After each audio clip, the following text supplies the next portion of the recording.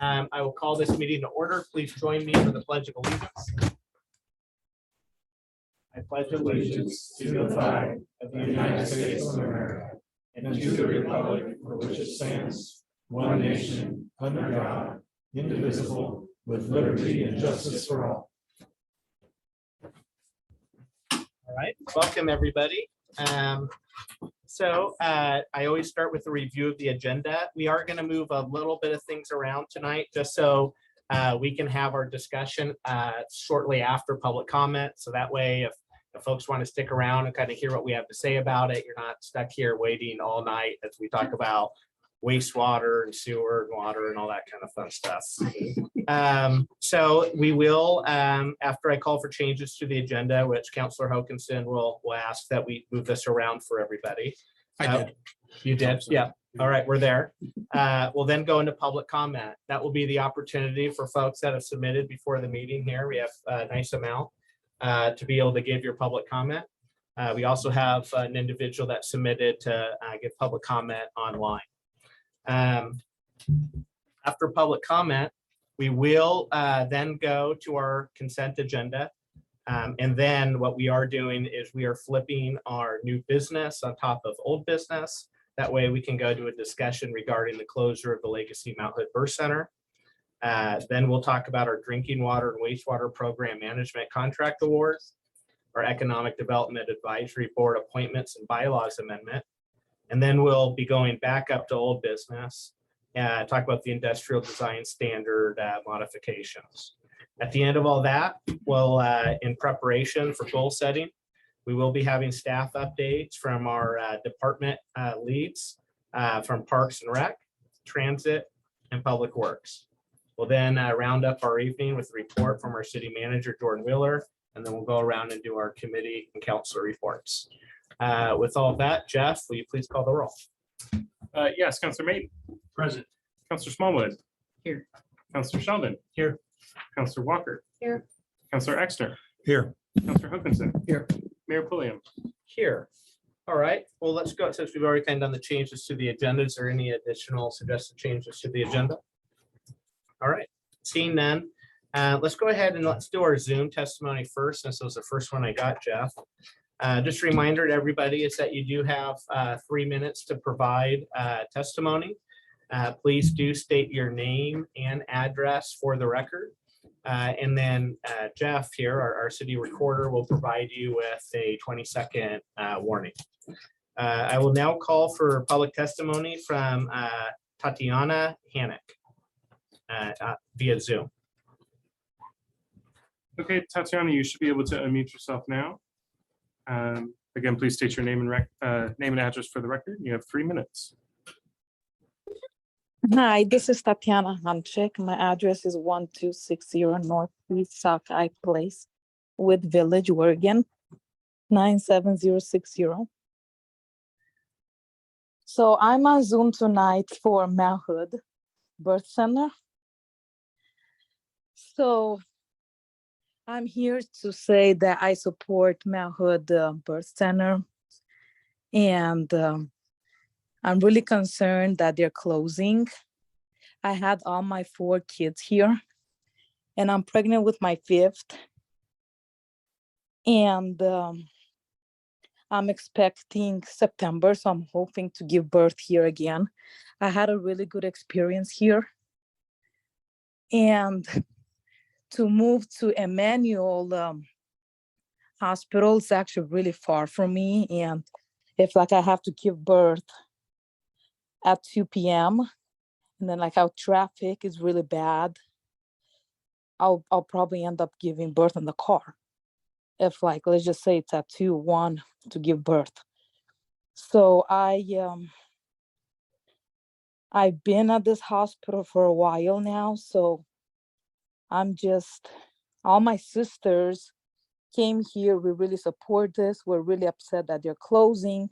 So I'm hoping there's something they can do to keep it opened, because there's a lot of people coming from Damascus, from East Acada, from Hood River. I guess they all come to Mount Hood, like the birth center. And yeah, that's pretty much what I have to say. I just hope they're not gonna close it. There's something we can do to like keep it open. Thank you so much for your public testimony. It's very appreciated. Mhm. All right, Thank- my list. I can be pretty bad at reading sometimes. I'm just going to apologize if I butcher anybody's name. Just bear with me. All right, I'm going to first call for Alicia Manwiller.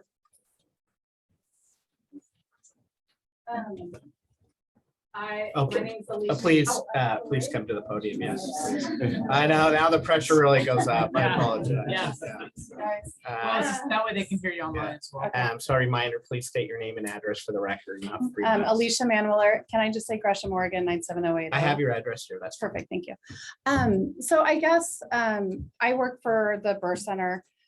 And my one point I wanted to make tonight is that I'm concerned that the messaging from Legacy is keeps being that we don't have enough staff to stay open. I know for a fact, being a nurse there and one of the main charge nurses, is that we have plenty of nurses. We have all of our midwives. And yes, we did have 3 doctors choose to leave because they did not want to stay under Legacy's proposed unsafe model. We still have 4 there. A concern that we had was that in the day that we were told that we would be let go, is what did we do to get locums? Those are temporary providers. And we were assured that they had either talked to one of the providers in the clinic, or more specifically, their clinic office manager was searching. The provider's office manager was searching. And we've come to learn that that office manager is saying she did not search for temporary.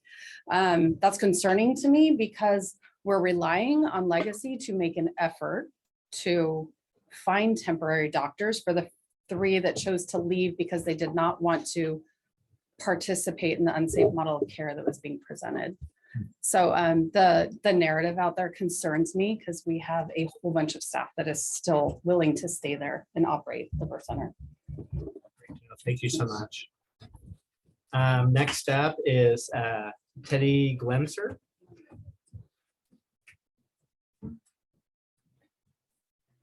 Hello and welcome. You can do it. Yeah.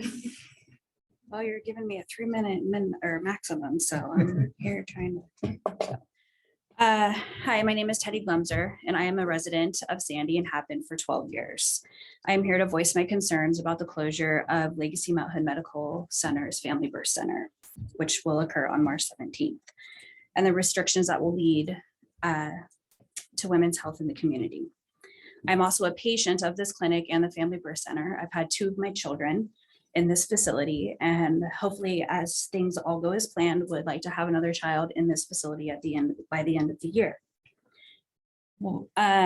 Legacy administration has announced the pending closure of Mount Hood Medical Center's birth center, if approved by the Oregon Health Authority, due to financial hardship that occurred during the COVID pandemic.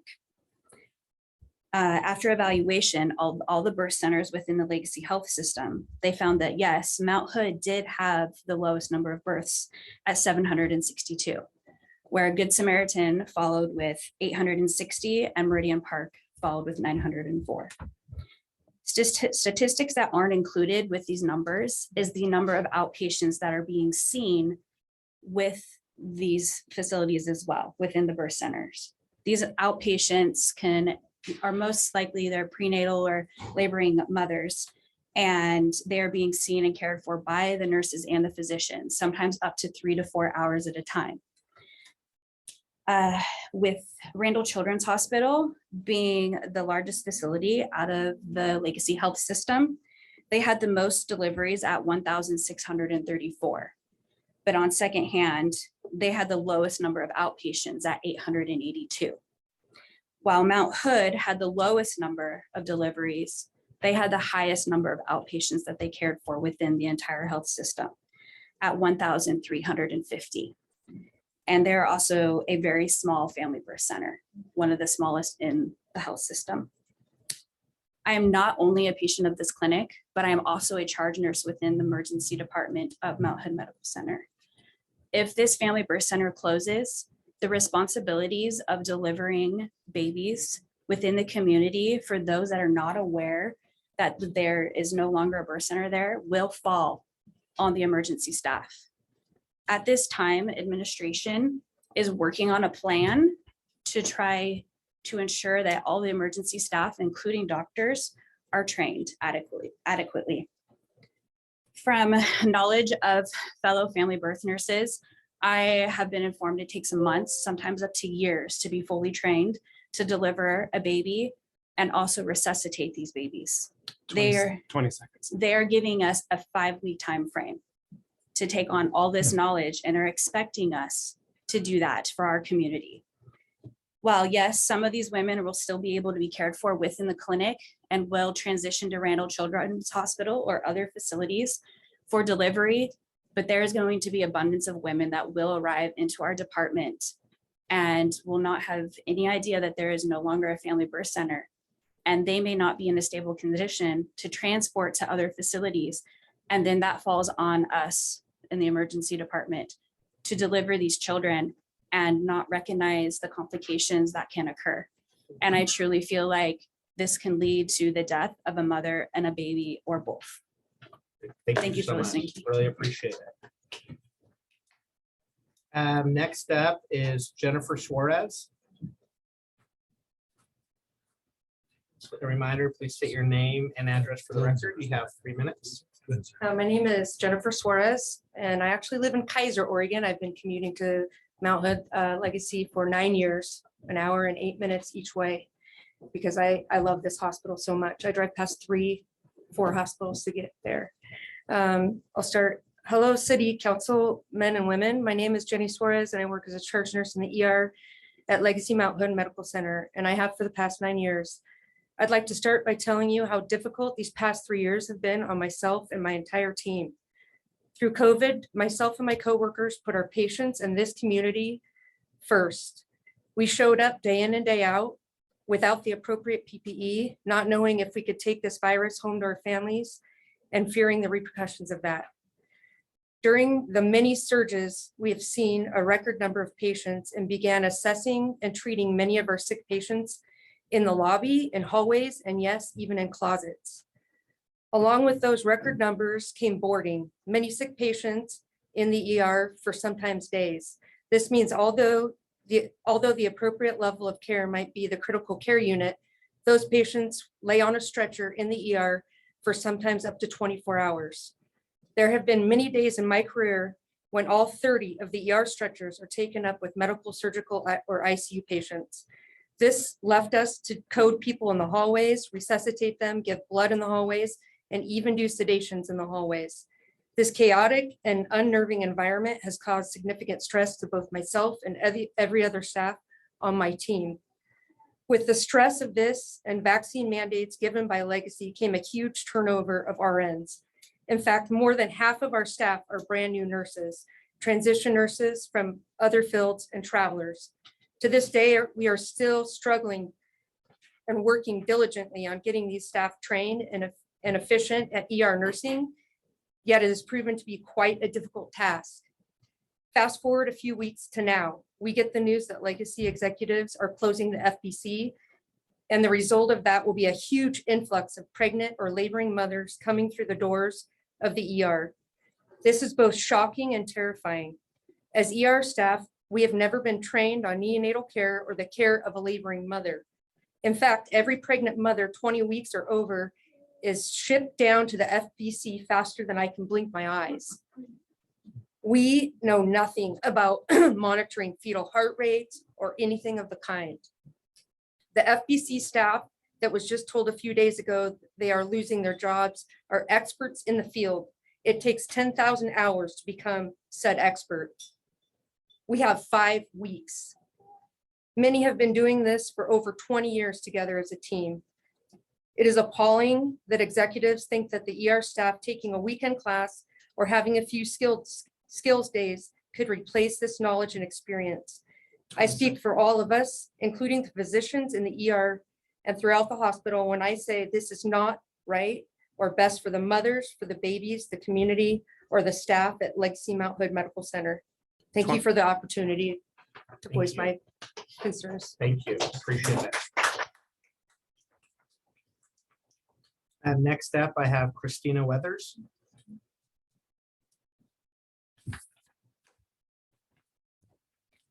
Welcome.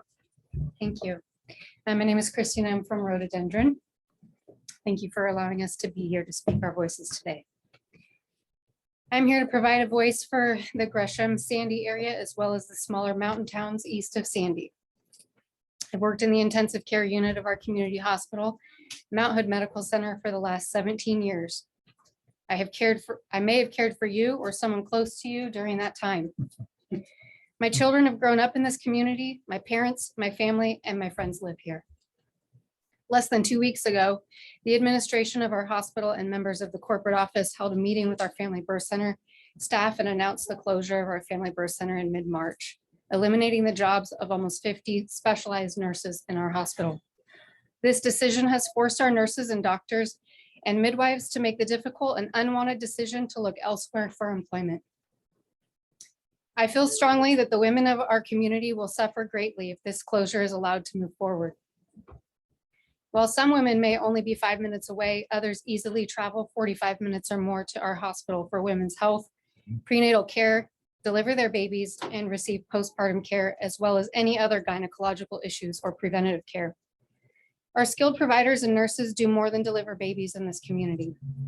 They provide support and health care to women who in need of emergency and non-emergency OB or GYN services, including miscarriages, ectopic pregnancies, tubal ligations, hysterectomies, the removal of fibroids, a multitude of ovarian or uterine issues. The scope of their practice and service to this community extends well beyond the delivering of babies. If the pregnant women of this community are forced to deliver at one of our sister or neighboring hospitals, they may have to drive an additional 45 minutes or more to receive their care. For those of us who live east of Sandy, Government Camp, Rhododendron, Welch's, Brightwood, or even those in Estacada, we're looking at 90 minutes or more in the car. For any laboring mom, and certainly any OB or GYN emergency, that is more than ample time to risk the tragic loss of life to any woman, mother, and or baby. As I stated earlier, I am not a labor and delivery nurse, but rather an ICU nurse. I have spent many years responding to in-house emergencies, codes, and rapid responses. I'm highly skilled in caring for those who are critically ill with complex medical conditions, and I regularly care for people requiring full life support measures, which includes support to their family and their friends. 20 seconds. I am an expert blood transfusionist, which can be a vital component during emergent or urgent events that may arise through the course of a woman's labor, delivery, and postpartum phases. At best, I can only be a support person to the nurses and providers who are experts during these emergencies. We understand that we are all operating under unprecedented financial strain in the medical field, with increasing costs, staffing issues, patients overflowing our hospital capacity, as well as other fallouts from the pandemic and more.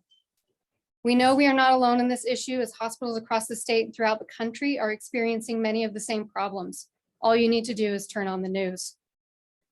So who's to say that our neighboring hospitals will have an empty bed or staff to absorb our pregnant and or crashing moms at a moment's notice? How will we get them there in a safe and timely fashion? All modalities of emergency transport are also busy and struggling. How will the other hospitals absorb the women of our community from East County into their crowded, strained, and short-staffed hospitals and clinics? We are here tonight to ask all of you as government officials and to our community members to stand with us, alongside us, to say, we do not agree with the closure of the Family Birth Center at Mount Hood Medical Center. Limiting the access to care, healthcare, more specifically access to all women's reproductive health care and that of their newly born children in East County is not an acceptable solution. The reversal of decades of progress in women's healthcare is not the answer. Furthermore, where does it end? If this closure is allowed to proceed, it will not solve the overarching and cited financial problems within legacy health system. Ask yourself what will be next in the line of cuts to healthcare services at Mount Hood. My parents and my family, my children and my friends live in this community. They deserve all the services we can provide, and frankly, more here in East County. The medical professionals in our hospital want nothing more than to grow and provide all the necessary services that anyone human may need right here in our community. We're looking to you now as leaders, key stakeholders, and supporting members of this community to help us find an equitable solution for all the people in our area. Do not allow this closure to proceed furthering the known inequities that exist already in the area by widening the gap of healthcare access and services. Thank you so much. Appreciate your testimony. I see Jazari Howard. Jazare. My husband can speak for us. Okay, thank you. My name is Ricky Hauer. I live in Rhododendron. This is pretty massive. I heard about this. I was on a work trip in Japan, and it's kind of hectic. So we got a little kid back there that'd probably be dead if it wasn't for our doctor at the Mount Hood Legacy Health Center. It was peak COVID. We had to get transferred down to Emmanuel, but for 3 weeks, we were going 3 times a week down to the medical center down there to get checked on, make sure everything was going well.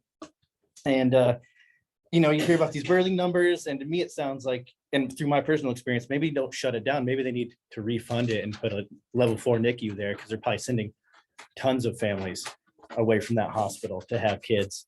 The other thing to think about too is you hear these nurses talk about it. The emergency room is already packed. It's going to be more packed. All the kids around here are wild and crazy. We like to go ride mountain bikes and dirt bikes and skateboards, and we all break wrists, and you know, anything can happen. So any reason to, or any cause that will increase the wait time in an emergency room is a lose for everyone.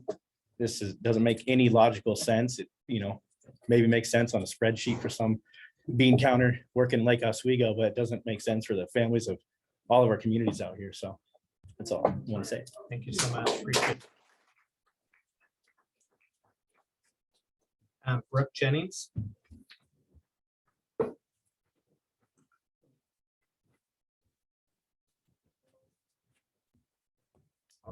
Hi, I'm Brooke Jennings. I live here in Sandy, Oregon. I don't work there. I'm just a concerned citizen who is just beginning her journey of trying to become pregnant. I moved here 2 years ago, and I consider myself pretty active in the community. I know a lot of women here. We are close. We discuss their birth journey. We have discussed their birth journeys, their experience. Out of like, I'd say 8 out of the 10 women I spoke to all had their births and their pregnancy experiences at Mount Hood Legacy. They all had great things to say about it. I am someone who has an autoimmune disorder, so I will most likely need hospital medical attention when I do, if and when I do carry and deliver. I definitely was hoping to be closer, to have a hospital that's closer. I'm always concerned about my health, and just God forbid if there are any emergencies that would need to go down. So knowing a lot of women in the community, all of my friends that I spoke to about this the past week or so, when we heard the news, everybody's extremely concerned. This is where everybody went to give birth to their children.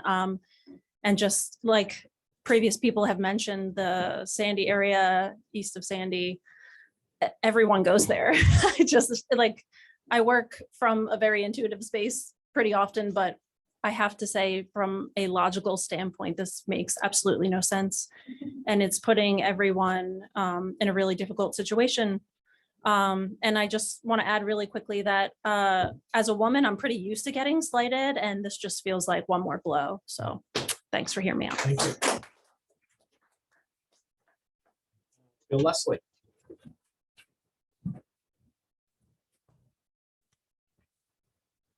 Take this mask off. My name is Bill Leslie. I live at 37625 Southeast Kelso Road. I've lived there for 33 years. I'd like to thank you for your service. I sat where you're sitting, Kathleen, from 2002 to 2006 on City Council.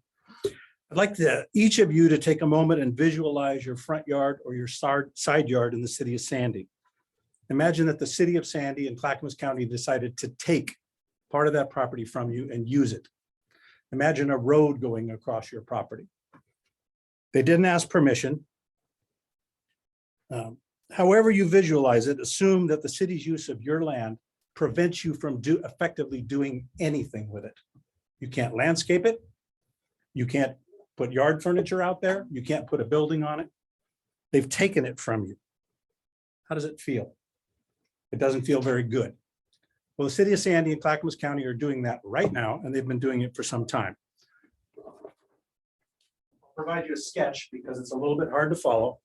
The city of Sandy is directing stormwater from 1,700 feet of Berg Lane, Bluff Road, Kelso Road, and Shalimar across 4 private properties, actually 5 properties, 4 owners. During heavy rains, city, county ditches and pipes are discharging stormwater across our properties at a rate of more than 1,000 gallons a minute. If the ditches run full for 5 hours, that's 300,000 gallons of water that it's dumping onto private property. 1,000 gallons per minute. None of our properties are a natural wetland. None of our properties are a natural stream bed, nor have they ever been. None had any natural water flow. All this water flow was created by the city and the county. In my case, the city and county are periodically flooding more than 8,000 square feet of my property. That's 2 or 3 city lots that are completely unusable by me because 3,000 or 300,000 gallons of water are getting dumped on it if the ditch runs for 5 hours. For months at a time, I can't drive across it. I can't plant anything on it. I can't even walk across it unless I want to sink in above my ankles. My next door neighbor, the Zogs, had to buy a second lot because their property wouldn't pass a perk test for a septic tank. It was too wet. Can you imagine how much it would cost them today to buy a separate buildable lot just to put a filter on it because they couldn't have a septic tank on their own property? They also had to put in 97 feet of 12-inch pipe at their own expense. And when the ditches run full, that pipe is completely full. You could check the math. I happen to have an 8-inch and a 10-inch pipe under my driveway. That pencils out to up to 1,400 gallons per minute. I walked the properties with Jordan Wheeler, with AJ Thorne, the Assistant Public Works Director for Sandy, and with Jonathan Handgartner of Clackamas County. The Clackamas County said, not our problem. The city has to take care of this. Even though more than 2/3 of the roads, Bluff Road and Kelso Road, are county roads. They said, we will not be a part of this. The city has to fix it. Don't bother us. And as I said, I invited them and they toured the property. They actually toured the property twice. 20 seconds. Okay, thank you. The city's actions are not in compliance with your own water manual. You've adopted the City of Portland's manual and I've studied it at length. You're in violation of your own policies and procedures regarding stormwater management. And they create a tort issue as well as a trespassing issue. If this sounds scary to you that the city and county would take a good chunk of your property and prevent you from doing anything with it because they aren't managing stormwater properly, you should be scared. And we are. For the record, I've spoken with all the other property owners and all have agreed to say that I can say, we want our property back. We want you to take care of this problem and we want you to do it soon. Thanks very much. Thank you. Appreciate it. So that's what I have here for public testimony. Was anybody here that filled out a form before the meeting under the impression that they were going to get to speak that I might have missed? All right. So one thing I do want to say is on the agenda, you'll see we didn't have any public testimony at our last meeting, but there is a portion in every agenda in which our staff does respond to the previous meeting's public testimony. And so for you here for the birthing center, as you know, we'll be having a conversation here in a moment amongst us as council on that. But Bill, I wanted to point you in that direction as well, is that we will have at our next meeting, we'll have a staff response as well. Thank you. Yeah, absolutely.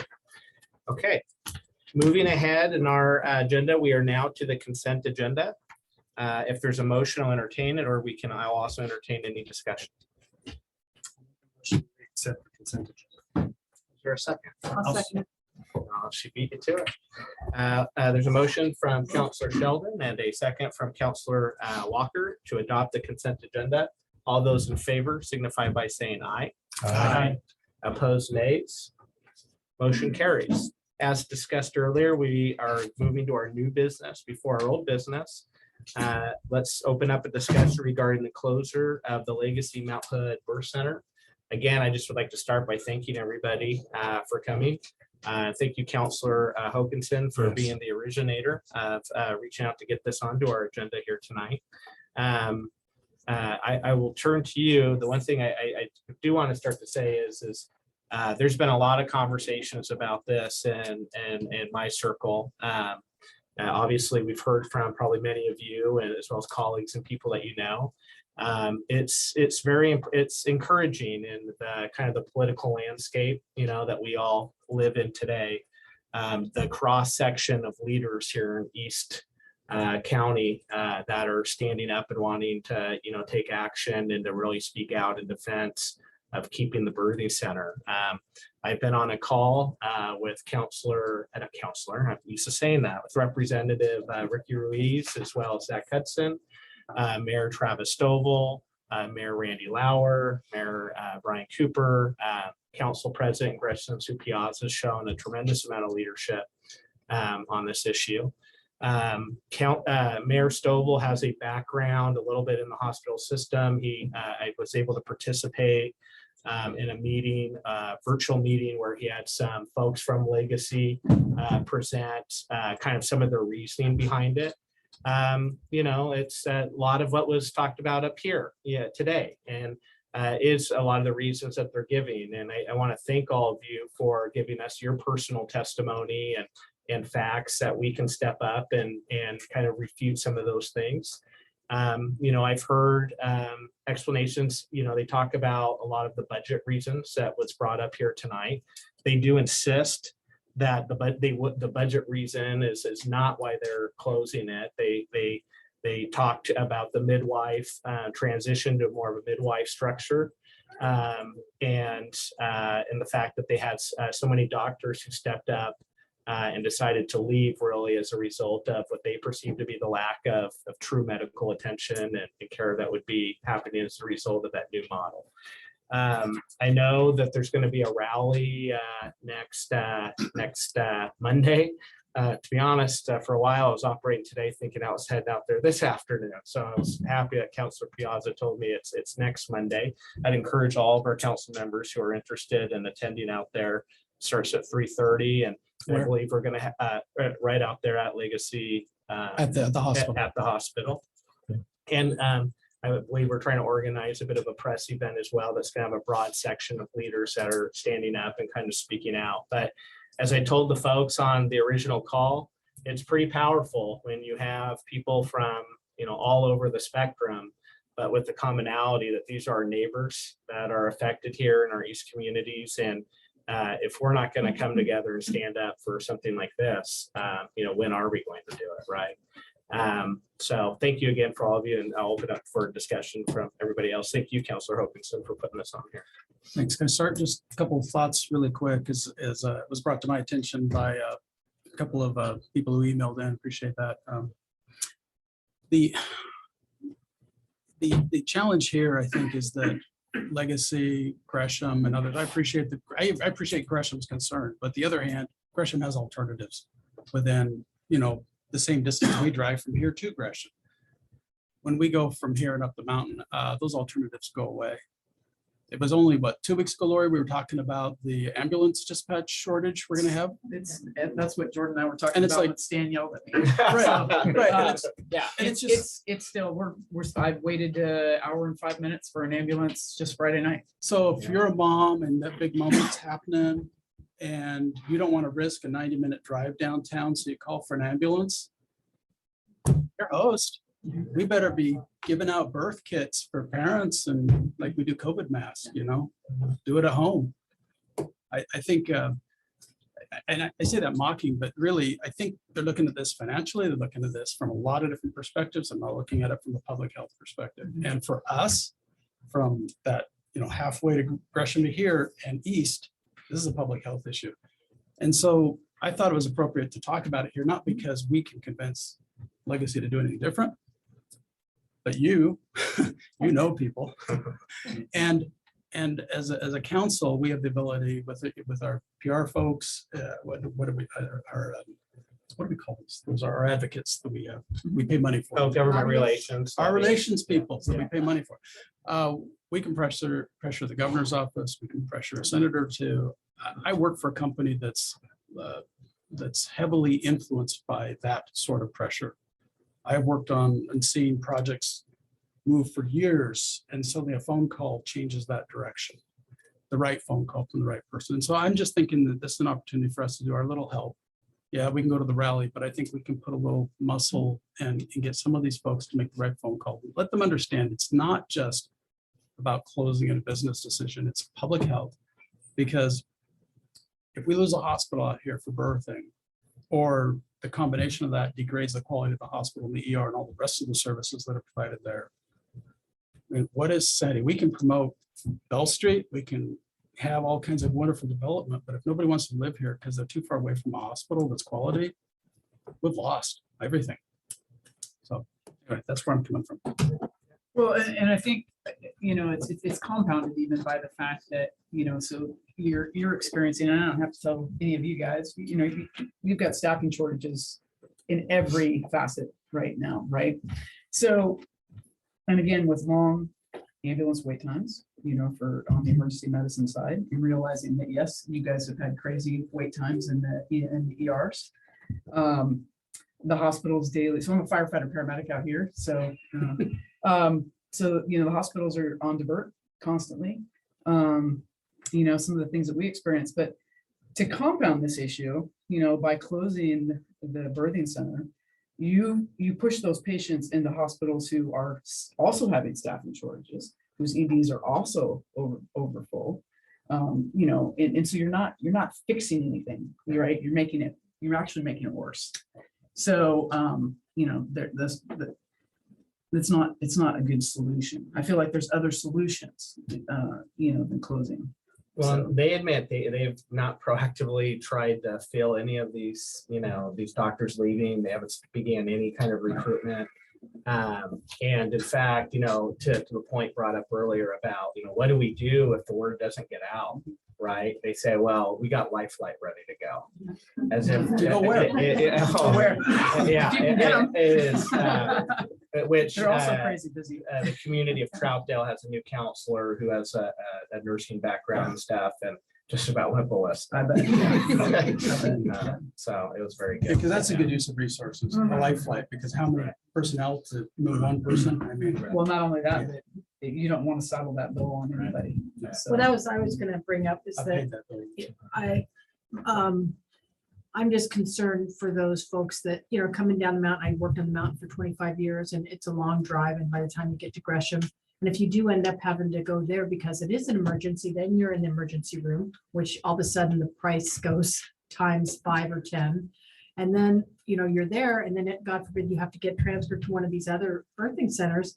I don't know, my daughter had to have several ambulance rides and when she was a year to 2 years old and she had the febrile seizures and we used to call them her $600 teddy bears that they gave her every time she had to have that. And because it cost us $600 that we had to pay for that. And that was 26 years ago. I can't imagine what an ambulance ride what they talk about transferring them to another hospital.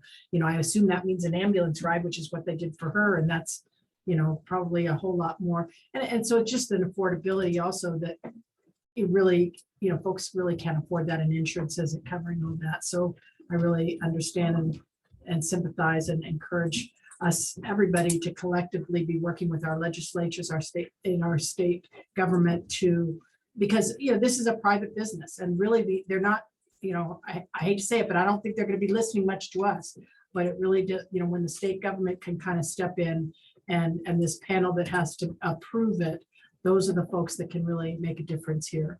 And so I think it's really imperative that all of us, including all the local governments, apply that pressure appropriately. So thanks for coming in and testifying. Yeah, I don't have the medical deal with the children, and my kids, when we moved into the community 35 years ago, were older. They were already born, but I had a heart attack a year ago and I had an ambulance trip, and thank goodness it was 10 minutes before they were able to get to my house.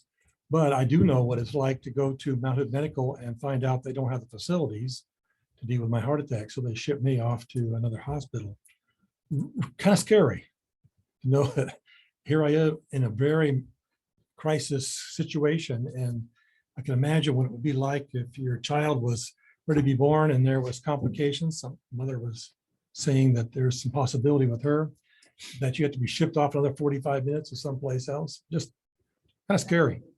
And to me, as a community member, and that for a fair amount of time, we've asked, we've tried, we have looked for ways to bring medical facilities out here throughout that all time, and some success, some not success. This is going backwards. We really are not doing the right thing. We need to have more facilities out here rather than less. And I know that as a council, we're a little bit out of the Gresham country, but I think we should be able to say as a council, we do not approve, we do not support getting rid of our closest hospital's ability to take care of our children. And I really understand coming down from Rhodey or government camp, you know, in a crisis situation, you want to have your child born and then having to go, not knowing that there's no child facilities in Mount Hood, then you have to jump into the car or the ambulance again and go somewhere else. So I think as a council, I think it'd be worth it for us. I think it'd be important for us. I would support writing a letter, as well as I intend to show up at the protest next time. I know the city of Gresham is working on a letter to pass, and I'm asked them to send us that we can work use as a working document. That could turn into something that all of us as communities are all kind of passing through and signing on together on. But we got to go fast because Yeah, we their gotta deadline, if they don't reverse March this, 16th? if they don't reverse this right away, there will be no staff to work there. Yeah. You know, they'll all be gone. By the 22nd will be the last day. No more anesthesia, there'll be no more. February 22nd? Patients will be filtered out. March. Yeah. March 22nd. So I think we should, Mayor, but I think we need to act and write our own mayor. We need our own letter now. We can always add to it, make it prettier down the road. We need to reach out to everybody we know, you know, because I don't have the connections, but you do. We are. And then those are lobbyists. Let's get them on it. Yeah. And I support it. And can we reach out to this board? What's the board that's OHA. deciding it? Oregon Health Authority. Oregon Health, OHA. which by the way, gives a lot of money to Legacy. I've sent a lot of letters over the last year to OHA. OHA, so all that. I just sent a letter to both Mayor, places. if I Yeah. qualifying question. Your doctors that you guys work with, are they hospital employees or are they part of a contracting group? Or both? What's your question? Non-unionized. Are they hospital employees, your doctors, or are they part of a contracting group or both? No, they used to be part of a contracting, well, I guess, most of them are with Legacy Mount Hood Women's Health. They used to be separate, but they are now under Legacy. There's like one hospitalist that doesn't work in their clinic. In the ED, they are contracted, it works differently than the FPC, Yeah. but so there's different. I know different departments are different, Yeah, yes. the way they do it. Okay. Some are partnered with Legacy and then the others are part of a program called Max, which I don't recall what the acronyms are. Okay. Well, Jeff, let's go ahead and let's get moving on the letter. We can get in front of our council at the earliest possibility. Again, invite everybody next Monday at 3:30. So let's make sure we target OHA, the Oregon Health, Legacy Mount, Yep. Catherine Carrera, and see where else we go from there. Yeah. Can I just offer you guys a piece of ammunition that you need to put down there? Legacy currently has, I believe it's about 67 employees that are vice president or higher within the group. I saw that org chart. Yeah, and the amount of money that they're looking to save, you could get rid of 5 of Yeah. That's mentioned, they're all on a retreat right now. That would explain why Catherine did not return my call. Yeah. I called her, I Yeah. had tried. but- Well, and to that point, we can each, obviously we have council, wanting to move forward with this. So individually, as everybody makes their calls, I think we can feel free to do that as Thank our you. council. Hey, to add to that, have you guys talked to Clackamas County Public Health or anything like that? Is there a That's way a good we can point. get the BCC to join us What's that? from a county perspective? Because to Don's point, I think we have a different perspective than Gresham and Multnomah County. Yeah. Yeah, that's good. All right. Thanks. All right, thank you, everybody. And I saw some of the shaking hands, and everything. Yeah. you guys did great. Thank you so much for your leadership in this, Yeah. and standing up and doing this. It's appreciated. All right. We'll take a little recess and then- You're welcome to Yeah, stay. you're welcome to stay, but we'll take a short kind of pause if you guys would like to. Wastewater material.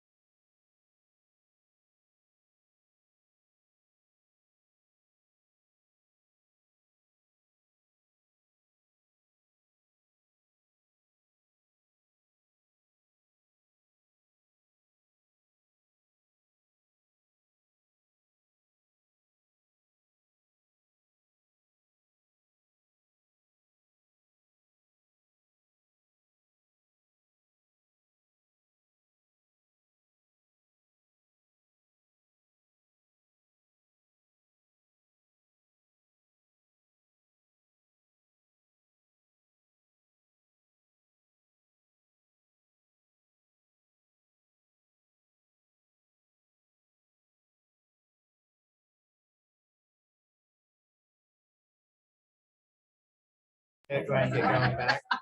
I know, the power of the cow. He likes it. Yeah, so let's go ahead and move ahead in new business. You got moved ahead a little earlier than you thought you would, but we'll finish up with new business. Drinking water and wastewater program management contract award. Welcome, Jenny.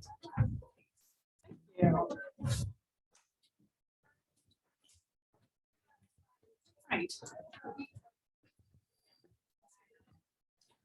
Door shut. Thank you, Yeah. council. So Go ahead. I'll just ask. Well, you. Okay. She's gonna use that firefighter EMT. I'm gonna hear a whistle. All right. Well, Pretty effective. Oh, Lori. It's my inner coach. Thank you. So we're here tonight to make a decision on whether to authorize the city manager to enter into an agreement with Stantec for drinking water and wastewater program management services. And here tonight is the vice president and area manager of Stantec, who's here in person. He wanted to meet you. We have a couple of slides prepared just to kind of, I know this is a pretty heavy packed agenda, so we wanted to play it by ear. But if this is a larger contract, and if you were curious about what is program management, what are we looking to do? And it also just, we're going to be entrusting Dick and his team with a lot of the decisions. And I have to say that many of the team are some of the region and nation's experts. They're working on some of the largest, most complicated programs. And I feel very, very lucky that they're interested in working here with Sandy. And it has to do something with the environment that's being created here, sort of like the why. There's a lot of infrastructure work going on. I'm going a little bit off script, but one of my strategies to get what we need to get done is to attract and retain, some of the best professional consultants, some of the best contractors, so they can share their expertise with us. And right now there's a lot of choices. And right now, a lot of people are interested in working with Sandy because of the small town feel, because of the ability to get things done, and set a growing town like ours up correctly for decades into the future. And that's really, really appealing. Some background and context, we are embarking on 2 really large infrastructure programs for both water and wastewater utilities. And it's industry standard to engage a qualified professional services firm to provide program management, risk management, project financing, program controls, permitting communications, and technical oversight for design and construction management, among other services to augment city staff. One of the ideas I had early on was that with both of these drinking water and wastewater programs going on simultaneously, it's all civil engineering. Many engineers and programs, they do both wastewater and water projects. They're not different. So combining them into one under one firm seemed to me, not only would we have efficiency and cost savings, but it would just set us up for a more streamlined delivery. And so that's what we're here for tonight. The Standing Drinking Water Reinvestment Program, Sandy Water Plan, was just accepted by Council December of 2022, moving through the formal process to be adopted into the city's comp plan.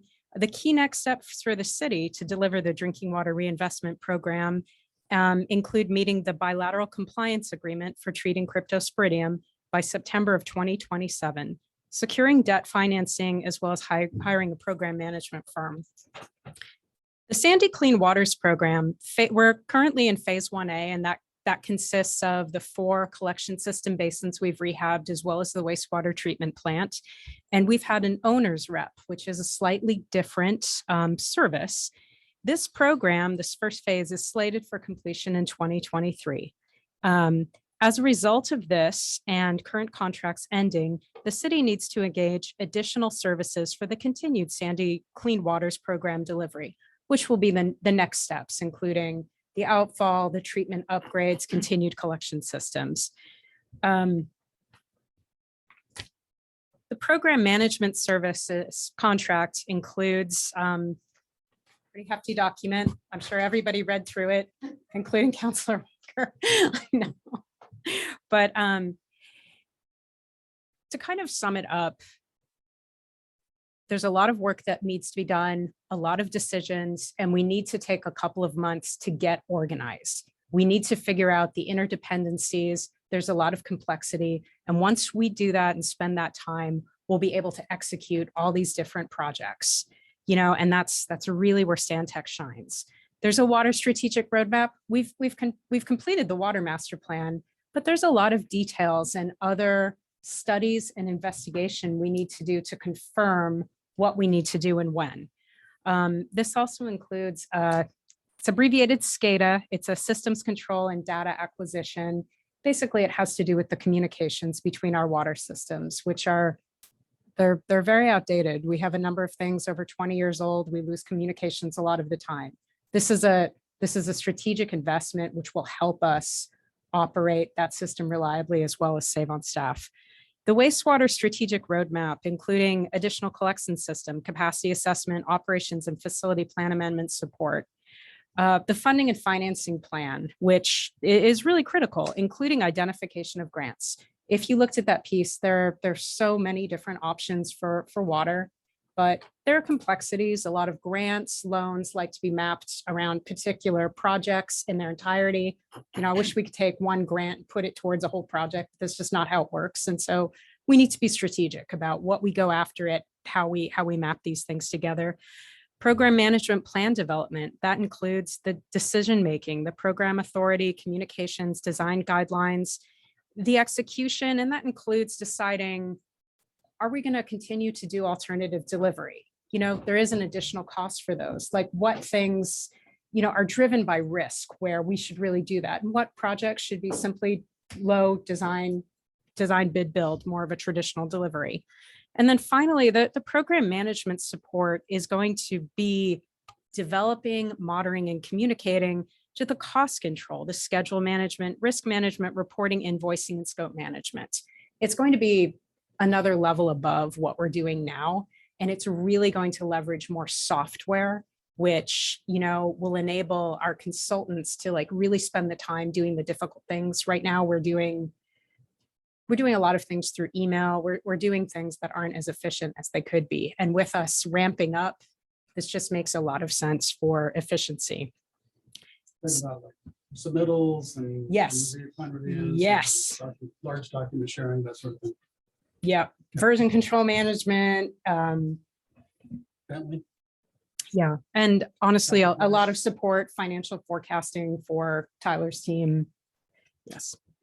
Some key considerations. Stantec is one of the engineering firms completing the design of the Portland Water Lusted Hill filtration plant, and they have detailed knowledge and relationships. We have a lot of things to figure out of how we get our pipeline, how we connect to the clear. There are a number of decisions that we have to make, and they have the knowledge and the plans. So, I mean, it's really going to facilitate how we build that and make sure nothing is forgotten before construction. Leeway Engineering Solutions is included as a sub-consultant to Stantec. They've been such an amazing partner. They know our systems. You know, we still have collection system pieces occurring in the future phases, but we're shifting to more treatment plant work, more water systems where Stantec is the lead. And one of the things that I think really matters is having local people on our team.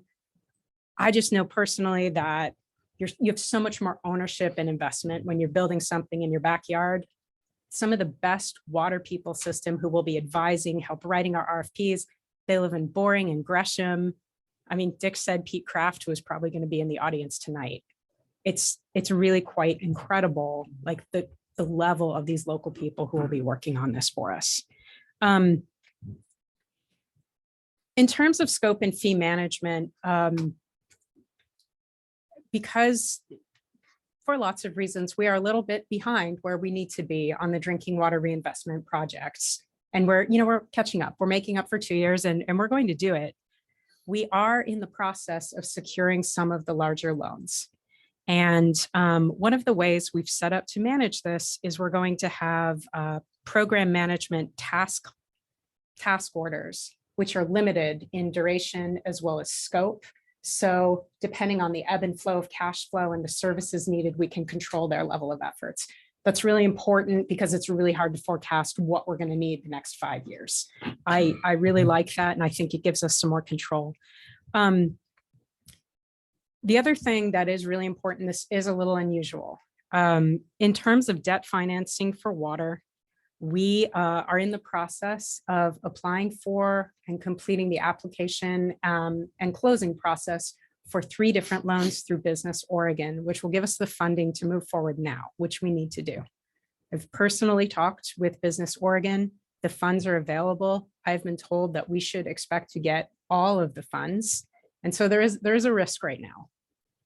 We'll know whether or not we get these. I have to present for this loan on April 7th, and they will make a decision there. And we do have the cash flow coming in through the rates that were raised in July. And we've worked out a cash flow plan to be able for Stantec to be able to start work now. So I don't have this loan closed, but I feel very, very confident that we will get all of it, if not at least a small portion. I think the risk of waiting, is not worth taking. I think it's better for us to move forward. We do have the cash flow coming in for this. And again, it's due to the bilateral compliance agreement that we do have to have the Portland pipeline built by September 2027 is the reason I am moving forward, but I do feel like this risk is worth taking. Question, Jenny? Yes. So the $7 million, that's all just for program management and design? It's not for construction. no. So it's just gobsmackingly, given that the, first pipeline cost us $11 million and now we're spending $7 million and not even getting it constructed. I know, and that was back in 2013, and I agree, costs and everything have risen. It's so important that the $7 million, I need the team to work and make progress. We have right of way, we have land use, we have easement, we have program management, we have design. We need to secure WIFIA funding. I need a large enough piece for them to go. Will we secure a larger, probably a WIFIA fund? WIFIA loan is what I think for the construction. So, and this is program management over everything. So including the reservoirs and the treatment plant, all of it. So that's a difference from where we were before. I assume. Yeah. So with that, like Dick has a couple of slides to talk through what we'd be doing. Would you like to see those? Sure. Okay. Do you have I know the They're in the team, downloads folder. the advisory team would like to. downloads folder? Yes. Is that this? I can pull it up if you like. This one right While here? he's setting that up, I would just say, make sure you're utilizing us on that Rory, nice to Wistia meet you. stuff. Nice to meet you. For Nice to meet you. advocacy. It's a pleasure. And I do have a question. Welcome. We will be in touch. I do as well, but I'm waiting to see if she's. It will, yeah. She's- Well, it's perfect. We'll get it here too. Thank you, John. All right. Am I doing full screen? Am I full screen? Hey, I'm Jeff. Nice to meet you. Nice to meet you. Okay, well, good, okay. we'll talk a little bit. One of the things that's really important. You don't mind, there may be people online. Oh, sure. One of the things that's very important, I think, is trust. And as the city and the residents move forward, there's going to be a lot of hard decisions. And those decisions oftentimes will put various of us at conflict, let's say, or odds with each other. But if we can base it on trust and respect, we found that at the end of the day, those things are what carry it, right? And so I wanted to come out tonight to meet all of you. And tonight is kind of the first step in myself earning your trust and Stantec earning your trust. We will be your advisor. I want to be your advisor, and we're very grateful for that opportunity.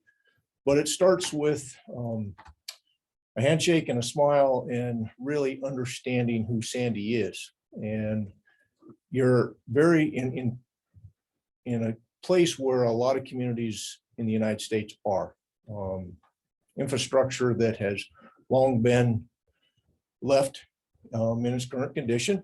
Water and sewer are one of those that we come home and we turn on the faucet and water comes out. And we flush the lever and things go away, and we never really appreciate the pipes and the pumps and the wires and the treatment and the permitting and all of the things that it takes to make that happen. And a lot of communities back in the 70s and 80s, there was a lot of grant money available, federal monies. And so a lot of these plants were invested in back then with the Clean Drinking Water Act. And but since that time, a lot of the large grant programs have disappeared.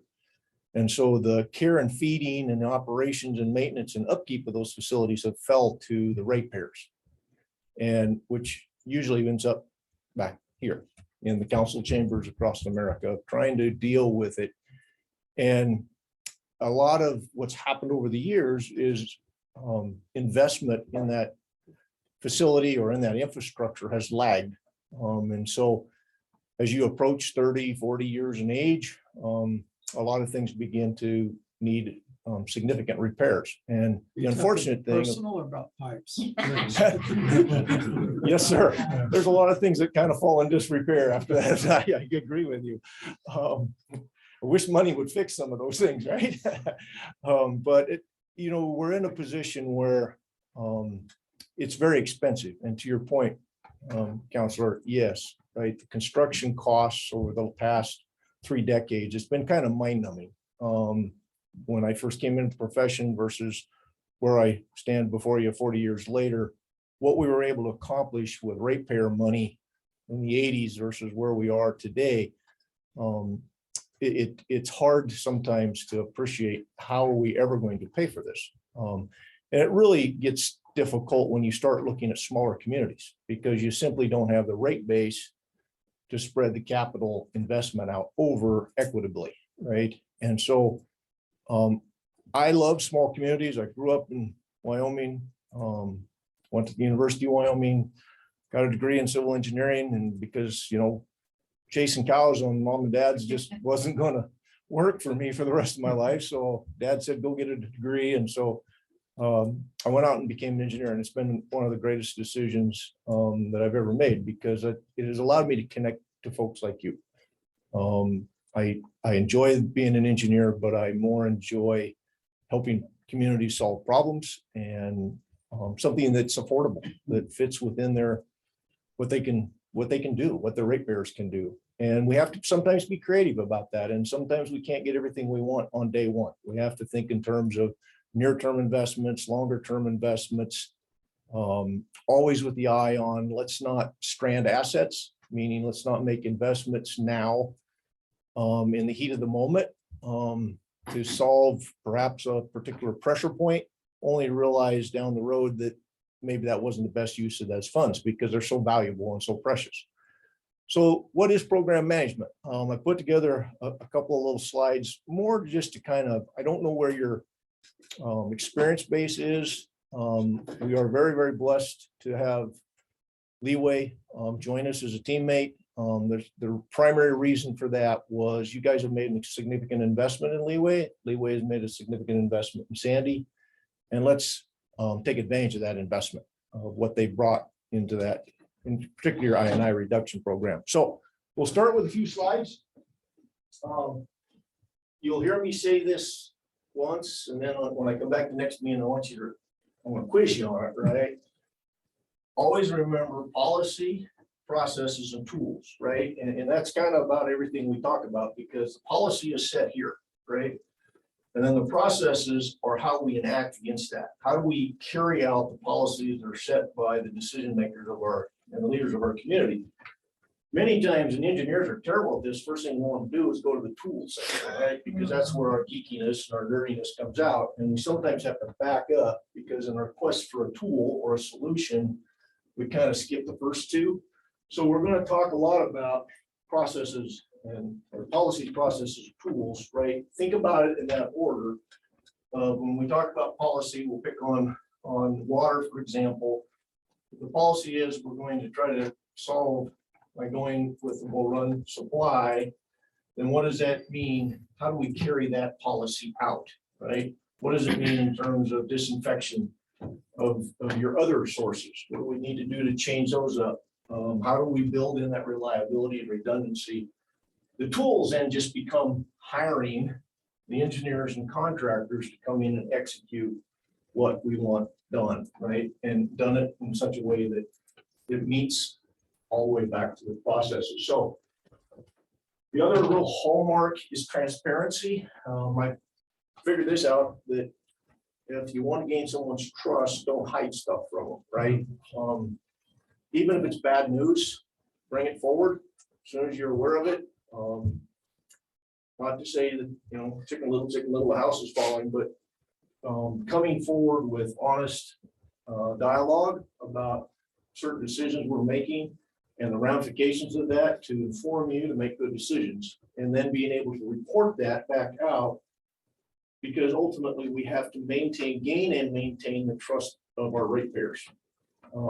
They're ultimately who all of us are working for. They pay the bills. And so we have to be very thoughtful about how we plan stuff, report stuff, and we do it in a consistent and transparent manner. There was a talk a little earlier about organized documentation, right? And over the past few months, I've gained a lot of knowledge from visiting with Jenny and Jordan. And one of the things that you have all the parts and pieces, but they're kind of in different formats, and a lot of it is in someone's head that we need to pull out and get documented and organized. We talk a lot about, some of the Bentley products with Project Wise or things like that. So important to have a portal that information resides in, that is easily accessible. That there's a standardization of how that is, so that as we transition between these different phases, there's consistency in that. And ultimately, how do we get the designs back, the construction records back, the record drawings, all of the things that will serve you long-term from an operations and maintenance perspective? How does that all come back in an organized manner, right? And one of the things we don't talk a lot right now is life cycle costs, right? We're all kind of reeling from the capital costs, but we've got to be very thoughtful that the system that you ultimately end up with is going to have an annual maintenance cost. And we've got to keep a mindful eye between spending money now versus spending money later, and what makes the most sense for the ratepayers. Forecasting and reporting, this is probably the one that I think, probably from a council perspective, you have the most value from, right? You can make good representation to your constituents. You can make good decisions if you have good information and you've had a chance to vet that before you have to act upon it or respond to it. And so having dashboards and portals where there is this communication chain and documentation so you can follow the progress along, you can question it at any point. The information is consistent each month and there's not big surprises. So good forecasting, and then just accountability, right? We need to be able to, again, win the trust, and you do that by being able to account for every decision, every dollar, and progress, measure progress against plan, right? Whether it's progress against our schedule or progress against our budget or progress against major milestones. And you guys have got a lot of them, right? And I think Jenny's done a great job of recognizing the value of the economies of scale, meaning let's bring your two utilities together under one program and kind of unite that so there's a common platform. We have common, consistent ways of measuring progress and reporting out. Next slide, please. So, you know, it's kind of an interesting place we find ourselves in Sandy, right? But not a lot of communities that you walk into, their water system and their wastewater system both are at a crossroads, right? Normally they're a little bit offset at least, right? And you guys, your case, your water crisis is kind of being driven, if you will, by Portland's decision to filter their water, right? Which is kind of driven by an EPA mandate. And then your wastewater side is driven by your capacity of your plant, your ability to discharge, right? Well, they're kind of all coming together at the same time, which is challenging, but perhaps maybe a good thing. There could be some synergies there between those that we can leverage up so that 1 and 1 is maybe 3, right? But with that said, right, you've got to look at your source on the water side, you got to look at your treatment, and then you've got to look at your distribution, right? If you kind of think about source being where does it come from, treatment is how do we make it potable, safe, and then distribution is how do we get it out to our customers and fire protection and industry and all of the uses. On your wastewater side, it's a little different, right? Instead of grabbing water and pushing it out, now we're grabbing water that's been used and bringing it in. So we have a collection side instead of a distribution that reverses it. Then we've got treatment again, and then we've got discharge, both solids and liquids, right? And why I bring that up is those are going to be challenges for us. That's primarily what's driving your wastewater is your solids and liquids discharge.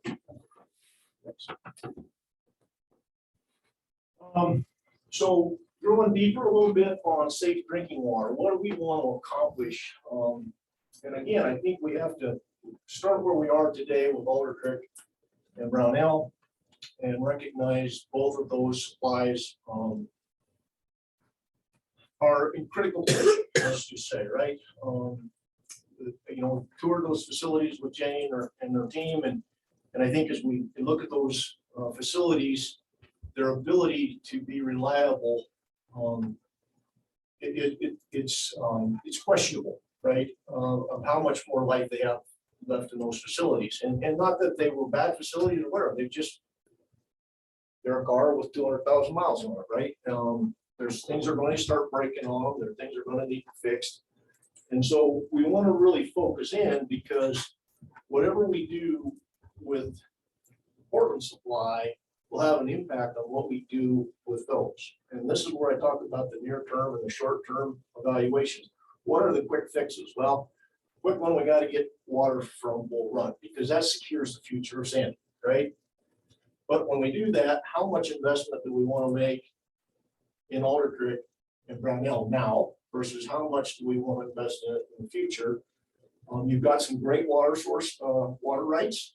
We need to take that into consideration. And so I think a lot of what we'll be talking about is kind of the the near term, long term, with that mindset that whatever we do in the near term, let's not scramble money.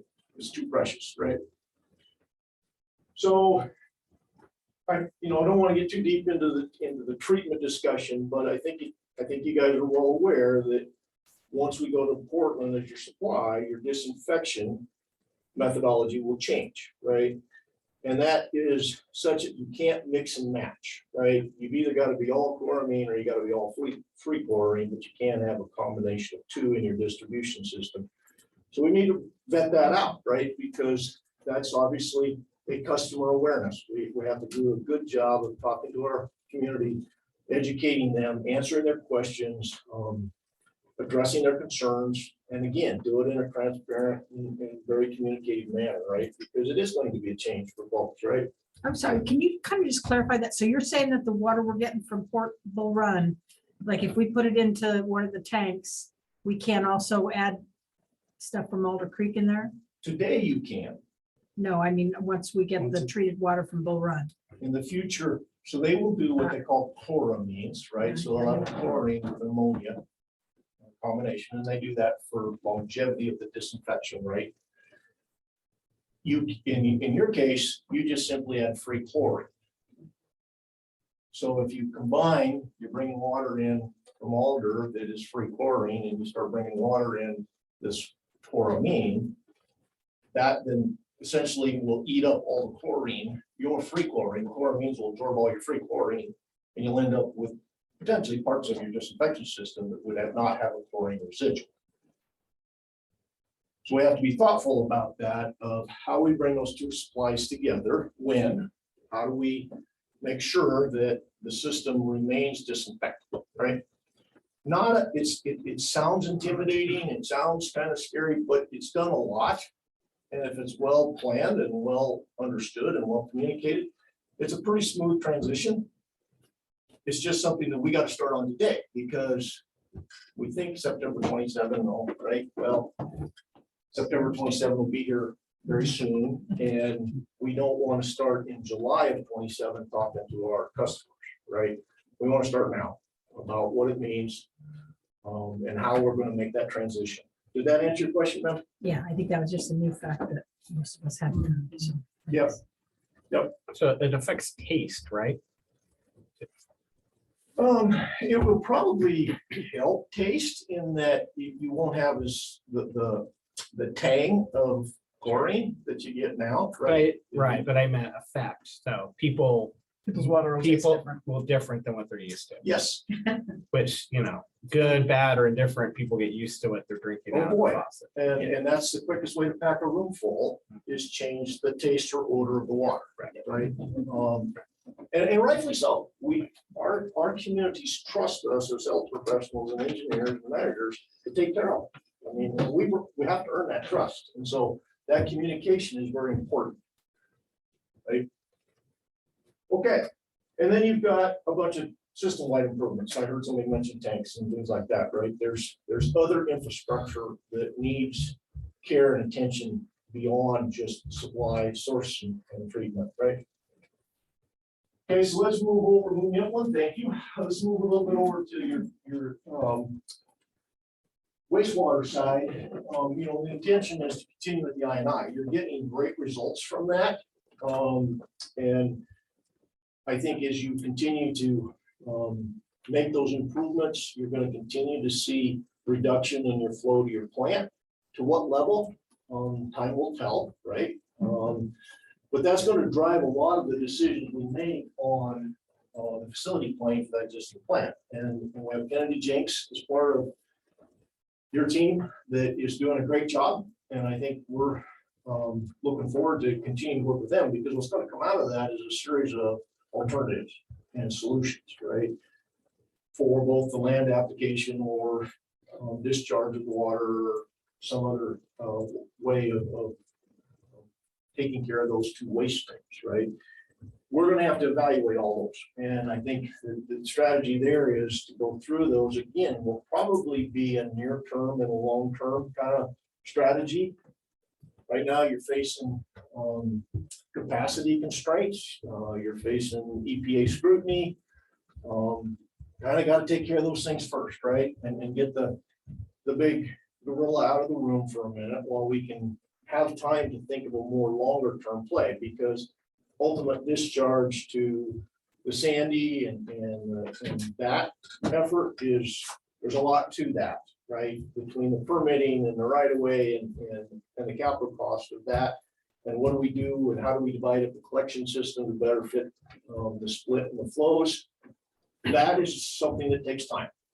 And with EPA's position right now and the capacity of the plant and condition, the physical condition of the plant, we can't wait until that solution has already run its course before we take action, right? One of the things I think, and I believe one of you talked about time, right? I was teasing Jenny earlier today, right? What she wants to accomplish in the next 5 to 7 years would normally be a 20-year cycle, right? You would go through planning, and you would go through fundraising, and you would go through permitting and design and construction and startup and commissioning. And we're gonna have to compress that, right? And I don't think we can do that necessarily unless we kind of partition it up a little bit and talk about what do we need to do in the next 2 years versus what we need to do in the next 5 versus what we need to do in the next 10, right? Ultimately, we want to get to 10, but I don't think it's, I don't think we can get there that quick. So kind of this near term, longer term approach, right? Again, not stranding assets. We don't want to invest money in the old plant if we don't think that it's going to eventually be a part of the solution to the upgrades, right? Next slide. So year one, back to the old policy process tools, right? Jay talked a lot about what the programs components, right? A lot of this initial 6 months is just getting it stood up, right? Documenting a lot of the processes around risk and budget and schedule and funding and finance and operations and maintenance and design standards and really putting the program in place, because you will be bringing a lot more partners on board very quickly, right? Engineering partners, equipment vendors, contractors. As we bring all these people into the team, we want to have a good strategy in place, and so that when teams can be easily integrated and there's not a conflict between this contract and that contract in terms of expectations, how they invoice, how we report that, how do we give you cash demand forecasts that you can plan for over a year CIP budget process, right? You guys have talked a little bit about starting into that, and having a good cash demand forecast is really important for you. And then to that, you match a funding plan, right? We'll talk a lot about delivery, right? There's a lot of, some of these projects are going to lend themselves well to an engineer contractor relationship partnership. Some are going to be more conventional delivery, depending upon the type of project they are and complexity. And a lot of it goes back to risks. And we'll spend a lot of time working with you on the risks of different solutions. Ultimately, you hate to say it, but owners usually have all the risks, right? I mean, I had an old superintendent when I was very young about teaching me that nobody accepts risk, they just price it, right? And so trying to understand that logic and figuring out where is that risk best held to keep the costs as low as you can is a lot about alternative delivery, right? So we'll talk a lot about delivery procedures. And then once we kind of get that, we'll start working on the toolkit, right? What does it look like? What is the dashboard that you guys will have access to? How is that updated? What type of information do we share with the public? When, how often? How do we build that consensus? How do we build that trust?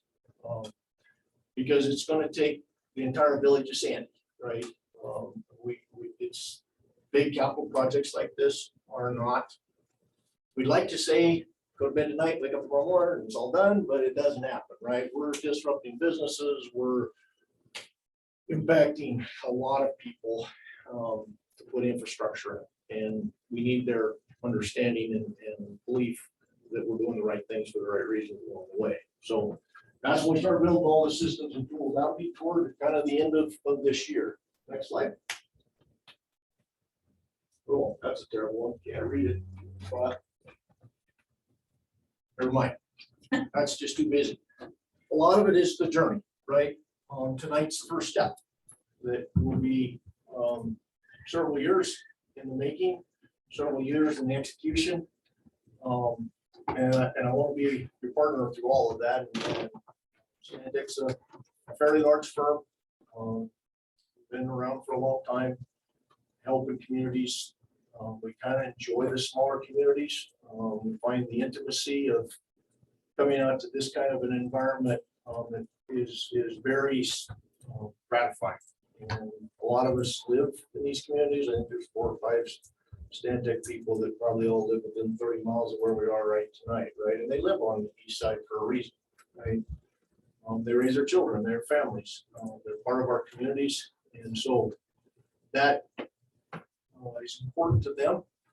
It's important to Stantec. And that's why we started talking to Jenny about this opportunity and really have learned from her wisdom on a lot of this.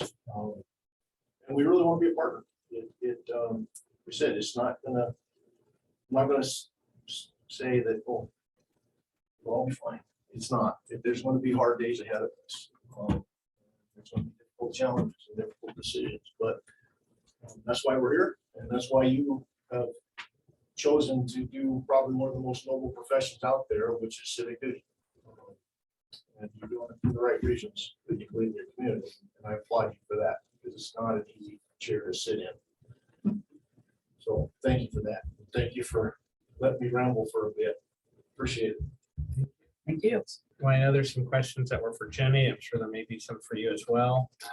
Do you want to go ahead? I had one. This was for you, Jenny, and more about, I'm an optimist thinker, so I like to think things will happen, but I also like to plan for what if they don't.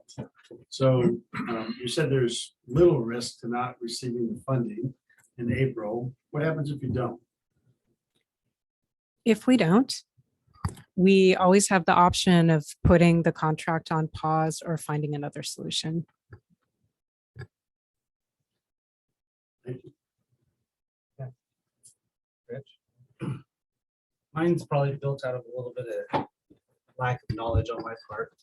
I was well versed in this since the 2 gentlemen left, but I understand the purpose of consultants and I understand the high cost that comes with the expertise. But I'm really kind of understanding, it feels like as I listen to this and as I read this, that we're kind of starting over from all the money that we've already spent on leeway. So can you just help me kind of wrap my mind around where we're at and what our direction is going and why we maintain 2 consulting partnerships? No, it's a good question. So Leeway is an owner's rep. They're not a program manager. So Leeway actually hasn't gone through this exercise of what are the design standards going to be? What is the program schedule? What is the financing plan? You may remember before when we were trying to close on the WIFIA loan, the owner's rep doesn't take ownership of budget forecasting and program baselining. So actually a lot of what Stantec's doing hasn't been done yet. And Leeway, you have to remember as well, hasn't done any work at all on the drinking water side. So we are moving the program up a notch. We aren't recreating the wheel. And we also are merging the next step of the wastewater. So, sorry, try not to go ahead so much. We have an owner's rep contract with Leeway for rep services to take us through the end of the wastewater program phase 1A, which we think is roughly around June, July of 2023. After that, all the additional staff augmentation, help, loan processing, all of that goes away. So because we have continued work in the wastewater, we needed to execute a new contract. So their contract for wastewater picks up when Leeway's ends. We're starting them right now for the drinking water program, which is just getting stood up. Did that answer the question? So in 2023, are we thinking that we're gonna move away from leeway then? Yeah, leeway moves as a sub to Stantec. As you probably, you heard in the presentation, it's on the contract. So they'll continue in a capacity of the collection system, the I&I work. And, you know, they've been with us for 4 years now, I think, Brittany and Rob. And so, you know, and Rob is one of the experts in the field of collection system work. So Stantec proposed to bring them underneath Stantec's contract. As Jenny said, we'll be in contract with Leeway through the end of Basin 6 and 7 and the treatment plant improvement project that's going to end in June. That makes sense. So Leeway's falling off, Stantec's coming on the wastewater, and Stantec's coming on as program manager for water. Okay, just to build on that, Murray Smith was, you know, in 2019 did our. They did the facilities plan. Right, our wastewater plant. So are they out of the picture? I mean, they were kind of doing what I hear. Yeah. So Stantec was doing. No. Yeah. We haven't had Murray Smith since 2000. About 3 years. 20, but yeah, I mean, Murray Smith did a follow-up study to the facility plan. It was a detailed discharge analysis that took a closer look at the location of where the outfall would be located in the Sandy, among some other pieces. So you're correct. There was another study with Murray Right. Smith.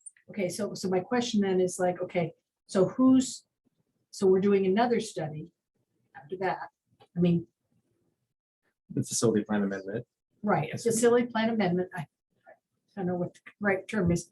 And who exactly is doing that? Kennedy Jenks Consultants. Who? Kennedy Jenks. You see why I'm confused. Yeah, no, I agree. Don, you look like you had some insight you wanted. Well, I just gonna say, these questions are the very problem that we're wrestling with. We have so many consultants, so many vendors, and the lack of a program structure on top of it has been glaring from the very beginning. The gaps we have identified. I mean, since Carl and I started working on with Leeway and team, they're great people. I love them, all right? They're wonderful. But we have pushed for increased transparency and more data, more visibility.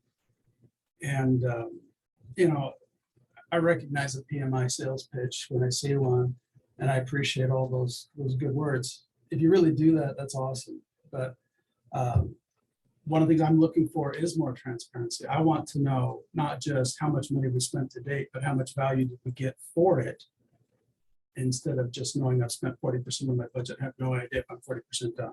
Right. And that you'll do that, right? Is that what you mean? I don't Yeah. care if it's real EBM or not, but I want to have an idea.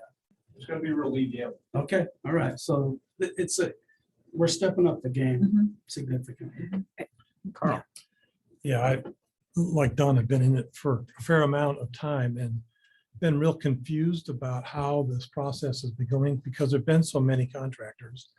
And quite honestly, our staff does not have the ability to do this job. It's got to be done 27. And by 27, if we don't have the drinking water and the sewer water dealt with, I don't think we have any options, really. You know, you talked about what happens if things just don't go right, we don't get the money. Well, we're going to have to find it. We'll have to DEQ, EPA, DOJ, the acronyms go longer and longer as we go through this, have said we have to solve this problem. And we don't have a whole lot of choices. So for us to be able to do this work, the variety of subcontractors just don't have the organizational, put it all together skills or the contract to make this happen. That's what Stantec is supposed to be. By the way, I'm looking at you because in 4 years from now, 2027, I want to see it in place. And you're going to do that transparent, and you're going to do that pretty much on budget, pretty much so that we know where all those decisions are, right? That is correct. Sir. Okay, I'm taking you for that word. But this, by the way, Jenny has really done a lot of background work in terms of which kind of contractor needs to be done to do this work. And the background that I've seen in Stantec agrees with what Jenny is saying. These people have the right kind of oomph to make this happen. They're expensive, but we really have to do this job.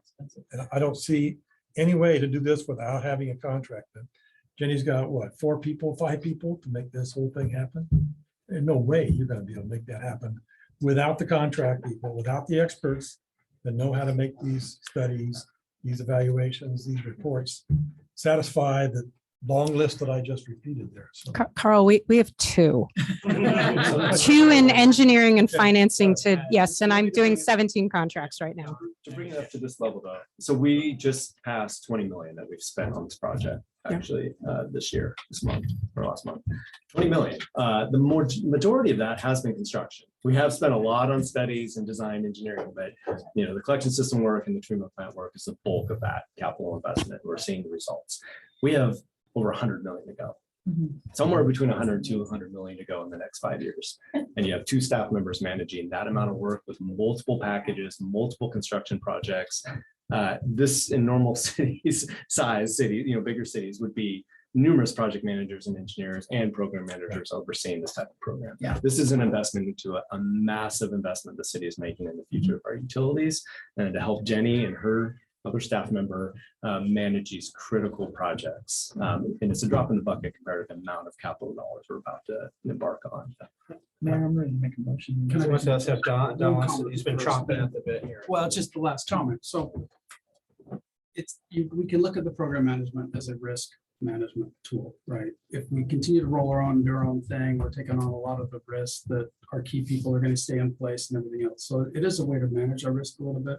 I will say, having been part of a lot of programs, that all the stuff that was talked about it won't mitigate our risk if we don't stay on top of it, if we're not looking at the data and following along the whole time. So I think that continued oversight is going to be critical to really achieving the goal of what we're putting out here. And we're quite frankly looking for our oversight committee to do a lot. Well, they're slacking. Trust. How about you, guys buddy? know. Just letting all you 2 of us guys- on this It's side. full of slackers, that committee. Yeah, let's do the You ready motion. for a motion? Yeah. Okay. I move to authorize the city manager to enter into an agreement with Stantec for program management professional services in the amount of $2,320,000, $20,007, excuse me, and 45 cents. That is an I got a problem with that 45 cents. Is there a second? All right, we got a motion from Counselor Smallwood and a second from Counselor Exner.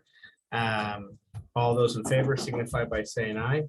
Aye. Opposed, nays. Motion carries. Well, thank you. It's nice to meet you. Let's not screw this up and have me drinking wastewater and flushing drinking water. Right? You promised you would do that, though. I remember that promise. You're gonna drink a Yeah, gallon. that's right. Yeah. All right. Thank you very much. Thanks for your presentation. All right, moving ahead under new business, Economic Development Advisory Board appointments and bylaws amendment. Just so you guys know, there was a conversation about putting this into the consent agenda. Reason I kept it out was because we are changing a little bit of kind of what we are doing with the committee as far as some qualifications to be on the committee, and we're looking to shorten it, but I'll let that go to the staff report. But I just didn't want to just glaze over that. Go ahead, Jeff. Thanks, Mayor. I'll be brief.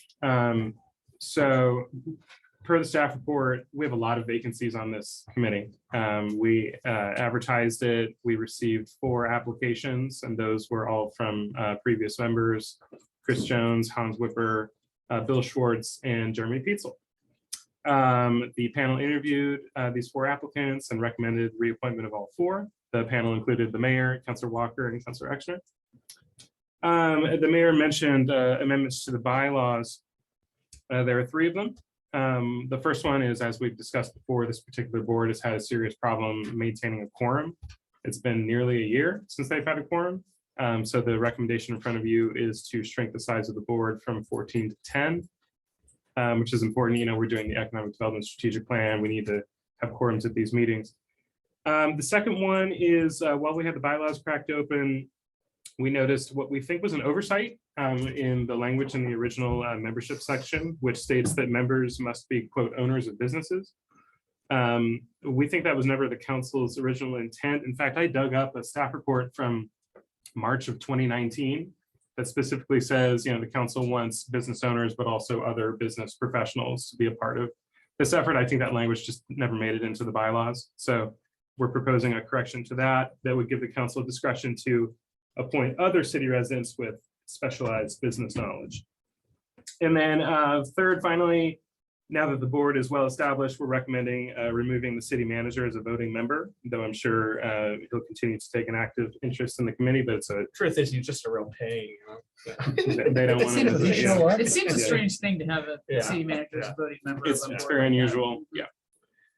Yeah, the recommendation is to accept the panel's recommended appointments or reappointments, and also to amend the bylaws as proposed in the packet. I'm happy to answer any questions. Open for questions, discussion, but most important items, I just wanted it said out loud. Really, Jeremy, we're gonna bring it back. Yeah, exactly. We'll never let them out. You are gonna make him run to every meeting, right? What's actually a quorum on 10? Would be 6. 5.5. And you got 4 members plus the council seats?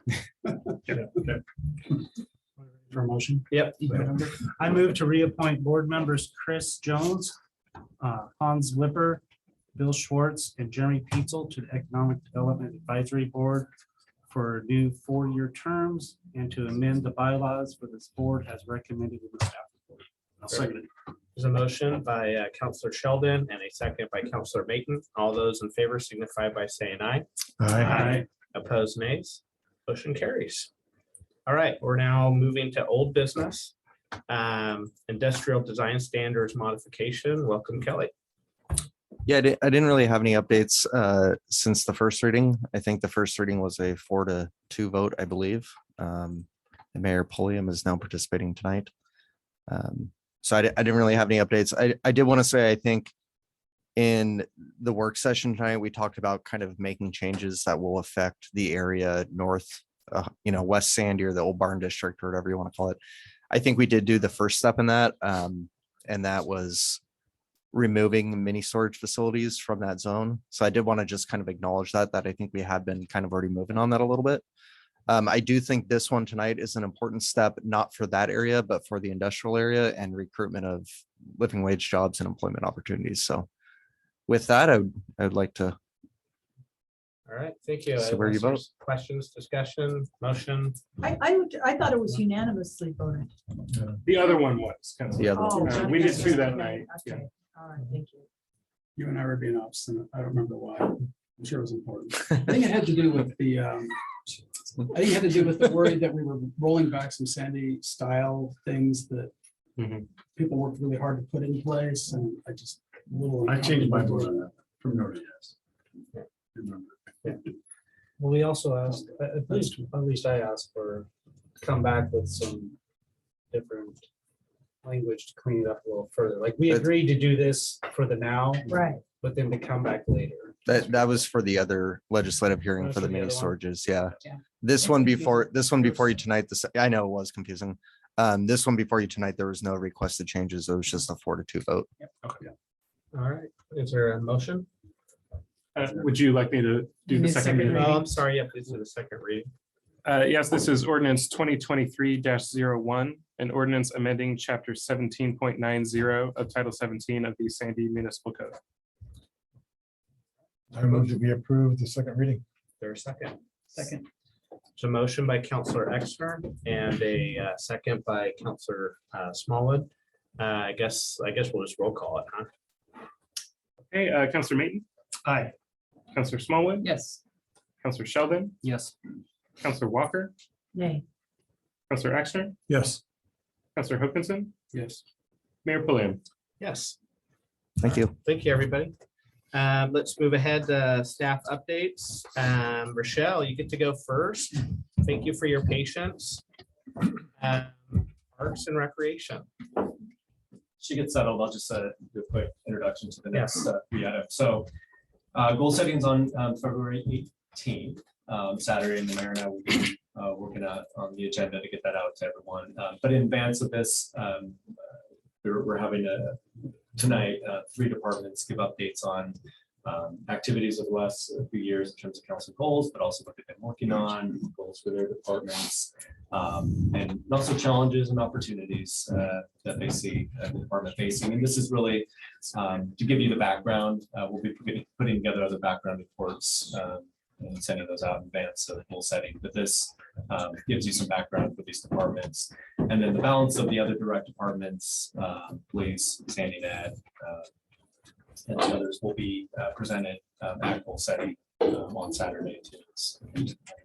Meetings fit everybody. And so tonight will be Rochelle, Andy, Jay. Rochelle, Okay. you first. Good evening, Mayor, Council. Thank you for this opportunity. Let me just share my screen with you all so you can follow along in the presentation. So when I was putting this presentation together, I actually realized it was about a year ago that I was sitting in front of all of you, about a couple months new, and speaking to you about the community campus and hiring a team and yeah, as I joked with the team, building my empire. And so here we are today, and I get to talk a little bit about what we've done over the last year as it relates to the council goals, and then some accomplishments that the department has over the last year, then where we're heading. And I can talk a lot about it, but I'll make it brief because I know there's two more people behind me. So, so let's talk a real quick general overview of the department. And so the Parks and Recreation Department was formed as a traditional parks department in November of 2021. So prior to this, the maintenance of the construction of parks and trails resided under the Public Works Department. So as currently structured, the Parks and Recreation Department provides a recreation programming, special community events, senior programs and services, and the maintenance of city facilities, parks, trails, and open spaces. Oh, sorry about that. So currently, we have about 280 acres of park property. And of that, we have 225 acres that are natural and open space. And then our trail system is 9.6 trails. And then you can see there's a certain amount of trails, about 5.8 within parks and then 3.8 outside of parks. There's about 7 facilities that the Parks Division also takes care of and helps maintain. And then we currently have 10.91 FTE, so full-time equivalent.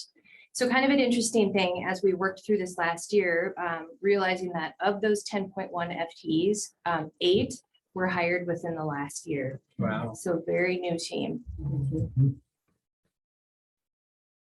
Okay.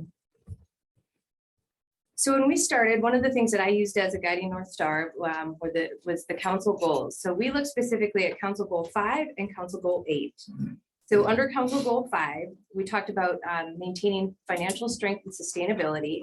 So the department started the work of cost recovery, and that was the information that we brought back before with the joint work session. And so this work will lead to a better financial sustainability as we move forward. We're going to have a policy that the Parks Board will review that eventually will come before the council for approval. And then the other thing that was an accomplishment towards this goal is we were able to raise system development charge fees and fee in lieu, which were increased. And as you're aware that this is an extremely important revenue source, which allows us to continue to develop parks and trails. So under goal, city goal number 8, that was also something that we used over the year to guide decisions and goals. And there's been several accomplishments and opportunities underneath this goal. And one of them was the development of the community campus subcommittee, which was great to work with you all. And we talked about and envisioned the future of the community campus. There were several different iterations. The Pool Exploratory Task Force was created. They completed their work. And then the passion of the CCS and the work that we did ultimately led to a decision to develop the park portion first. So that's an accomplishment that we're there. We're under the design development portion of the community campus park. And we'll be doing public engagement, as you guys are aware, through April, but very excited that that was an accomplishment that we had made over this last year. The other thing that to be highlighted is the work that was done to update the Parks and Trails Master Plan.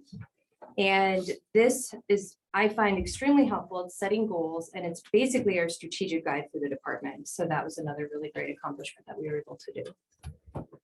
And the department also made progress, and we also had a concerted effort to expand and explore community recreation service needs and determine how do we support this moving forward. So we reestablished multiple events. So we brought back movies in the park, concert series. We added additional events. The holiday lights at Manhole was an example. And then we're trying to be innovative and creative and budget responsible by adding little like events like a silent disco. And I don't know if you guys are familiar with the silent disco. It's a teen focused event where everybody puts on their headphones. So there's zero noise pollution and they dance and there's lights. And so the teenagers show up, and it's a wonderful event to bring it together. And then if that's a success, then doing an adult focused silent disco at the plaza would be great. So we had heard. Required attendance from city council. Yes. Awesome. How big? Okay. You get to choose your music, right? Believe it or not, there were parents who wanted to attend the youth one. Yeah. So right. Oh, they're yeah. so excited about it. Really So, popular. Very cool. It is fun, yeah. Never heard of it. So yeah, the team's being innovative. We're trying to think of ways to bring people together and do different things that are creative. So, and then regarding biodiversity and our parks and green spaces. So the city was accepted as a Bee City USA, that's great. And a lot of that hard work should be credited to the Development Services Department. Our role as the Parks Department is we're going to support that by enhancing biodiversity in our parks, make sure that we're planting things that are pollinators. And then the other thing too is we've created an integrated pest management policy, which is an internal practice where we're going to be more mindful about our cultural practices. So instead of going in and spraying, is there something that we can plant long-term that's also a pollinator that it just checks all those boxes. So we're being very mindful about that. You got Carl all excited. Yeah, I saw Love hearing all that. big smile. Yeah, that's great. That's great. Okay, so this was kind of fun. We put some pictures together just to show and highlight some of the different things that we've been working on. And so you can see here, Lake Meinig is no longer Lake Meinig, and we were able to restore the pervious asphalt of the parking lot, and which was super exciting because for a whole series of, and you guys are probably very well aware of this, in the winter we would shut that parking lot down because it would flood. So that was a success. We did add a picture of the holiday lights at Meinig, and yeah, that was fun. We did 4 or 5 events, and we were able to navigate the weather, but at each of our events we estimated about 400 to 500 people showed up. So it was really great to see the community come out and enjoy that. At our park in the middle of winter. This is great. Yeah, That's great. it's fun. Yeah. And then we redid the community garden beds, and we're handling the reservations and advertising those a little bit differently. And so that's been proven to be successful. And then when I was putting this report together, I enlisted the help of the team just to talk about like, what have we been doing? Where are we going to go? And we all kind of sat there in shock when we realized that the center has only been open since May of 2022. So that's like 9-10 months. Seriously. Yeah. Yeah, but when we did the same thing, and so we were crunching these numbers and we couldn't believe the seniors are back, the place is packed. It's just been really, really fun. Our trips are full. We just did a trip to a casino where we had to have a wait list. So it's really, really great to have our doors open again and a team that supports it. What casino? Oh gosh, I'm not even sure. All right. Yeah. I might We tell could you. probably find a spot. I'll get on the wait list. Yeah. Yeah. But you can see here, we brought back holiday meals, and then on the bottom right is a picture of the teddy bear parade or the kids parade at Mountain Festival. So it was fun to be part of that and having heard so much about that event. And then we're also starting to talk about that coming up again. So some fun pictures there. The other thing that the team worked on, when we first started, we talked about like, where are we going and how are we going to track this? And we felt that data and understanding where we've been, where we're at, and where we're going, that can be supported by data is really important. So we actually implemented a software called MaintainX, which was a work order software and asset management. And so one of the things we can do now is track how much time are we spending on mowing? How much time are we spending on facility requests? And we're really going to use that data to tell a story. And the parks and facility, some of the data that I pulled to bring here today, and it can do a lot more than this, but I thought this was kind of interesting. But time mowing, we spent about 210 hours. Our busiest months were May, June, and July. No surprise there. We had 240 mowing work orders created. We completed 240. In the span of January to December, we created 888 total work orders. Of those, 842 were completed. So that's about a 95% completion rate. And then 515 of those were reactive and 373 were repeatable. So a reactive work order would be like a broken ADA door where we're reacting to it. We show up, we fix it. Changing a light bulb. Repeatable would be like mowing boards dead. That recurs weekly or every 2 weeks. So average hours to complete reactive work orders is about 186 hours. and 224 were on time, and 291 were overdue. And so what this told us is that, you know, we have 3 parks folks and 1 person that wears a facilities hat. They all kind of help, but with the 3 that are responding to the work orders, they're doing the best they can. But it also told us that if we think about a couple years down the road, you know, implementing the right efficiencies, creatively trying to find funding to seek out additional park support and facility support, we're optimistic that that response time of 186 will like drastically decrease. So this is going to be kind of a fun metric to watch as we build our processes. So can I just ask, are those also other facility, you know, like you go help the library out, or the, you know, Jordan needs something in his office or something? That's, so are you tracking kind of other departments that are calling you for facilities work? Is that part of that? Yep, exactly. The software actually has quite a bit of layers to it. And that is one of the aspects. So there is a facility you can track, and it's pretty incredible because when they start a project, they can start a timer. And so it's pretty accurate. And so we're using that as a mechanism to really see how much time we're spending at each facility and where staff's spending time. And we're also using it as a way to identify park maintenance standards. So there's some parks out there that take longer than others to maintain, and that's going to cross over into irrigation practices as well. So if we're doing better things with our integrated pest management, so really it all kind of just ties together.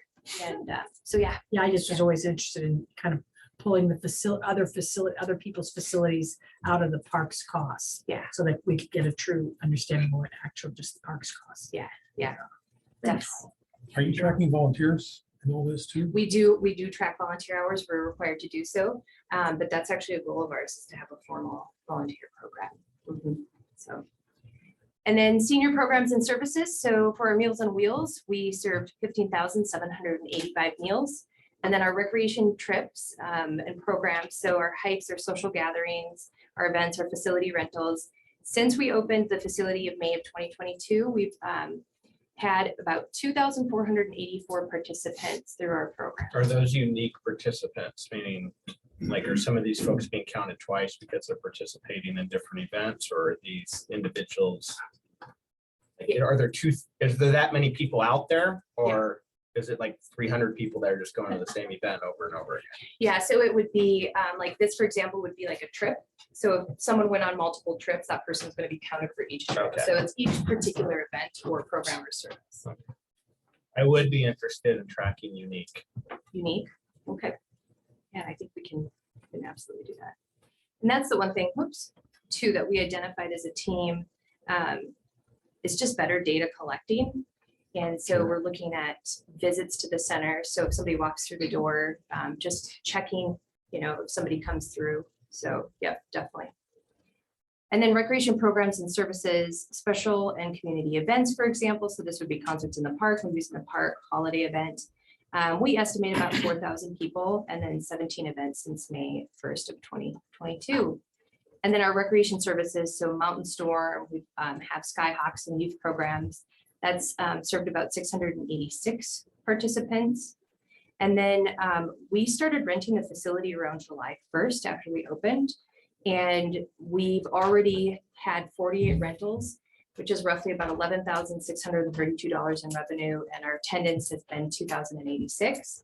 We're probably taking 4 or 5 calls a day right now for facility rentals. And we're extremely popular, busy with the rentals. So it's fun to see, but that place oftentimes, like our Parks Board meeting's been bumped out of the center because we had so many rentals. So, so it's a good thing. Karen, so do we track how many of these people are our City of Sandy residents versus folks from surrounding communities that are coming in and using our services? We could pull that from our registration software pretty easily. Be good to know too. Okay. Some different rates for. We don't right now have a non-resident resident rental rate, but that will be part of the work that we'll be doing through the cost recovery. So the goal is we've got pretty bare bones master fee schedule right now for the Parks Department, Park and Rec. And part of what I'm working through right now with the consultant is a policy that talks about resident, non-resident fees It looks into an analysis of who's coming in and reasonably and incrementally looking at, right now, people are using green space at parks and like at the Sandy, at the community campus. So how, and if we can charge for that. So we're really identifying those different types of fees and recover some of those costs. So that's coming up. And then community partnership fundraising and sponsorship. And this one, I'm particularly really proud of the team. They brought in $37,700. And to their credit, to Carol, to the team, really just banding together and saying, we're going to raise some money. We're going to make these programs possible. And just really, really thrilled. So I think I gave Carol a goal of $4,000, and a week later she came back and said, well, I just raised 11. And I'm like, okay, if you did 11, then let's raise 20. So we're already, Well, you just did that to yourself too by having these performance measures. And I want this, right. and Yeah, this. I think it's, yeah, It's David's great. fantastic. Yeah, no, I think that's wonderful. So. And then just looking ahead, department goals. So one of the things that we'll continue to do is engage the community campus visioning subcommittee to continue the conversation about the future of the front half of the community campus park and the property. And then one of the things that a park and recreation department really is a natural partnership is that promoting of tourism and economic development efforts. And we're really focusing on some of the events we're looking at for the summer to drive some of those tourism and promote like the economic development with this park that's coming in. We haven't officially announced this yet, but we're working on booking the bands for the summer. We may or may not have a Fleetwood Mac tribute coming in. So When you tricked me because Don't I tell clicked, anybody that. I clicked on the link thinking I was gonna get to choose my bands and you had all the is it? Disney movies. Well, that's been fun too. That we've had about I think 400 responses to the movie survey. So people are excited about being engaged with that. So So is Christmas at the park in? And is that part of your goal here for the tourism and economic development? Yep. Okay. Yeah, that's top on our list too. Like, how do we grow that program? There's been ideas about Sandy being a Christmas town. And I talked with Chris with the chamber about involving, how do we get the businesses involved? So, yeah. I suppose we'll talk more. There's couple also weeks on that some, one. well, I mean, I was looking online, but there used to be Clackamas tourism grants, but Yeah. that seems to have been, they hired them all back from COVID, but I'm not sure what they're working on right now. So, but there's Travel Oregon grants available for development of that tourism aspect of the lights program. So Maybe we do that at our city dinners. We invite them to come tell us what they're doing. Serious, well, since we want to go that direction. I mean, it'd be great. hopefully they'll restart the grant program. I mean, I would call up David Austin, and just ask him when's the grant program starting up again. But in the meantime, there's some money available through Travel Oregon that's out there. So. Okay. And then, like I mentioned previously, creating a formal volunteer program. So right now, we do use the volunteers for a lot of our programs. And one of the things that the team does a good job with is recruiting, but we want to really work on recruiting, the training, and then the retention, and then the celebration of our volunteers. And that whole process is going to grow that. We can start, maintaining trails with volunteers. There's just like a wide variety of how we can engage people who are interested in giving back to their community. So formalizing that process. And then we're going to continue to work on and create department policies and procedures. So like mentioned previously, working on a financial sustainability policy, and then a social equity policy, which would include like a needs-based financial assistance program or a scholarship program, so we can support everybody enjoying our programs. And then actually Wednesday, we're bringing a park naming policy to the Parks Board for review, which eventually will come before the council. And so just really as I heard when I was interviewed, and Jordan says, just leveling up our policies and procedures, making sure we, the term we're using amongst the team right now is write it down. It's what? Write it down. So, yeah. So every meeting where we talk about like, what is the process to do this? And we come up with it, we write it down. So, yeah. And then parks and facilities goals. So this is to continue with the Maintain X. This is looking at strategically trying to figure out how to do expense management and generate revenue, whether it be through shelters, rentals, and then looking at how to take that money and that additional revenue, potentially seasonal, and explore the option of adding an additional parks employee as we grow. This will be particularly important because we're adding parks and trails. So. And then under recreation services goals, again, just continuing to grow our programs, explore summer camp and schools out programs. We know there's a need for that.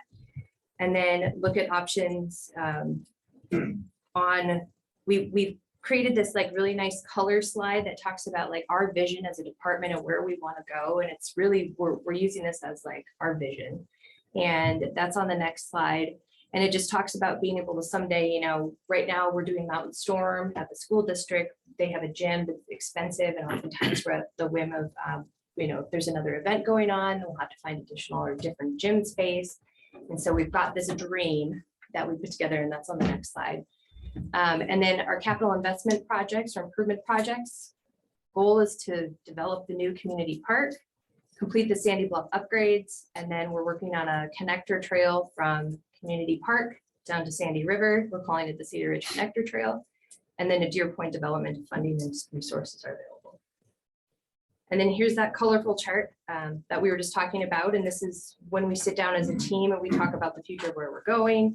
We look at this, we think, can we add things? Are there creative ways like under rentals, for example? We're working on a process for shelter rentals, which is could be an additional revenue generator and allow people to use spaces if they wanted to have exclusive use, similar to what we do at Mining. The only thing I want to add here, and I think it's upon all of us, is we need to get better access to our Oregon Trail School District gymnasiums. And I just want to again publicly say that I think it's ridiculous, the lack of access that our neighbors have as tax-paying citizens to not be able to use the facilities that we pay for. Sorry, Rochelle. How much do they charge us? I don't want to get too far off tangent, but Don't quote me on this, but I think it's $25 an hour. I'll verify that. Yeah. Okay, so as always, as a growing department and as we move forward, there'll be some challenges and some hurdles that we'll have to navigate. And so we're being very realistic about how to work around those and opportunities and threats, obviously, and we'll try to figure that out. But the first one is just staffing and funding levels to meet the basic maintenance standards for a growing parks and trails system. But again, our hope is that this cost recovery work that we're doing, which is it incorporates revenue, like creative revenue streams, looking at our expenses, really analyzing it, if this could be an opportunity for us to reinvest back into a position, reinvest back into our capital improvement. So we're trying to be creative. And then the facility maintenance, staffing, and funding limitations, where, you know, there's a need citywide for the best internal customer service to be able to provide assistance and support citywide to address certain things like safety, function, and aesthetics, and some of the citywide deferred maintenance. So we're keeping our eye on that because we do offer support for the 7 different facilities. And we recognize and think that we could provide better internal customer service and take better care of some of our assets. So we're looking at how we can go about doing that. You know, I'm just going to add in here on this one is, you know, you all did that facility master planning process and stuff. And I just remember reading through that and looking at that. And it included all these things that should be getting done every couple of years that aren't. And so, you know, that's just kind of, and that causes then those buildings to degrade and cost more to have to replace it instead of fix it, you know, and all that. So facility maintenance, you know, given that that's in Rochelle's, you know, capable hands, and she's already got 60 other balls in the air too, it does need some attention, I think, for some of our other buildings. Like the wastewater treatment plant and the transit center. Yeah. I mean, I was shocking because that's not that old of the building. So yeah. And then one of the things that's great, but we're outgrowing our current community center to effectively offer the service and programming needs for a growing community. And it's really fun to see that place busting at the seams again and shuffling people around. So doing some creative things to identify, do a facility assessment there. Is there possible opportunities for expansion? And then the ever-present, we just, talked a little bit about it, but the funding to address this, the center's deferred maintenance issues, and then citywide, some of the deferred projects and maintenance. But so those are some of our challenges and hurdles, and that's the end of my presentation. So if there's any questions or clarification I can provide, that's us in a year. Is it 2 months or whatever? Busy. And I don't know, I think I probably said, do speak for all of us, just we've been incredibly impressed with what's going on in Parks and Recreation and your leadership and the team that you've assembled over there. I mean, building your empire, it really is kind of what you're doing over there. It's just been doing an incredible job. Thank you for everything and the matrix, and presenting this in kind of the professional business-like manner that you do. It's just very appreciated. Thank you. Yeah. Yes. All right.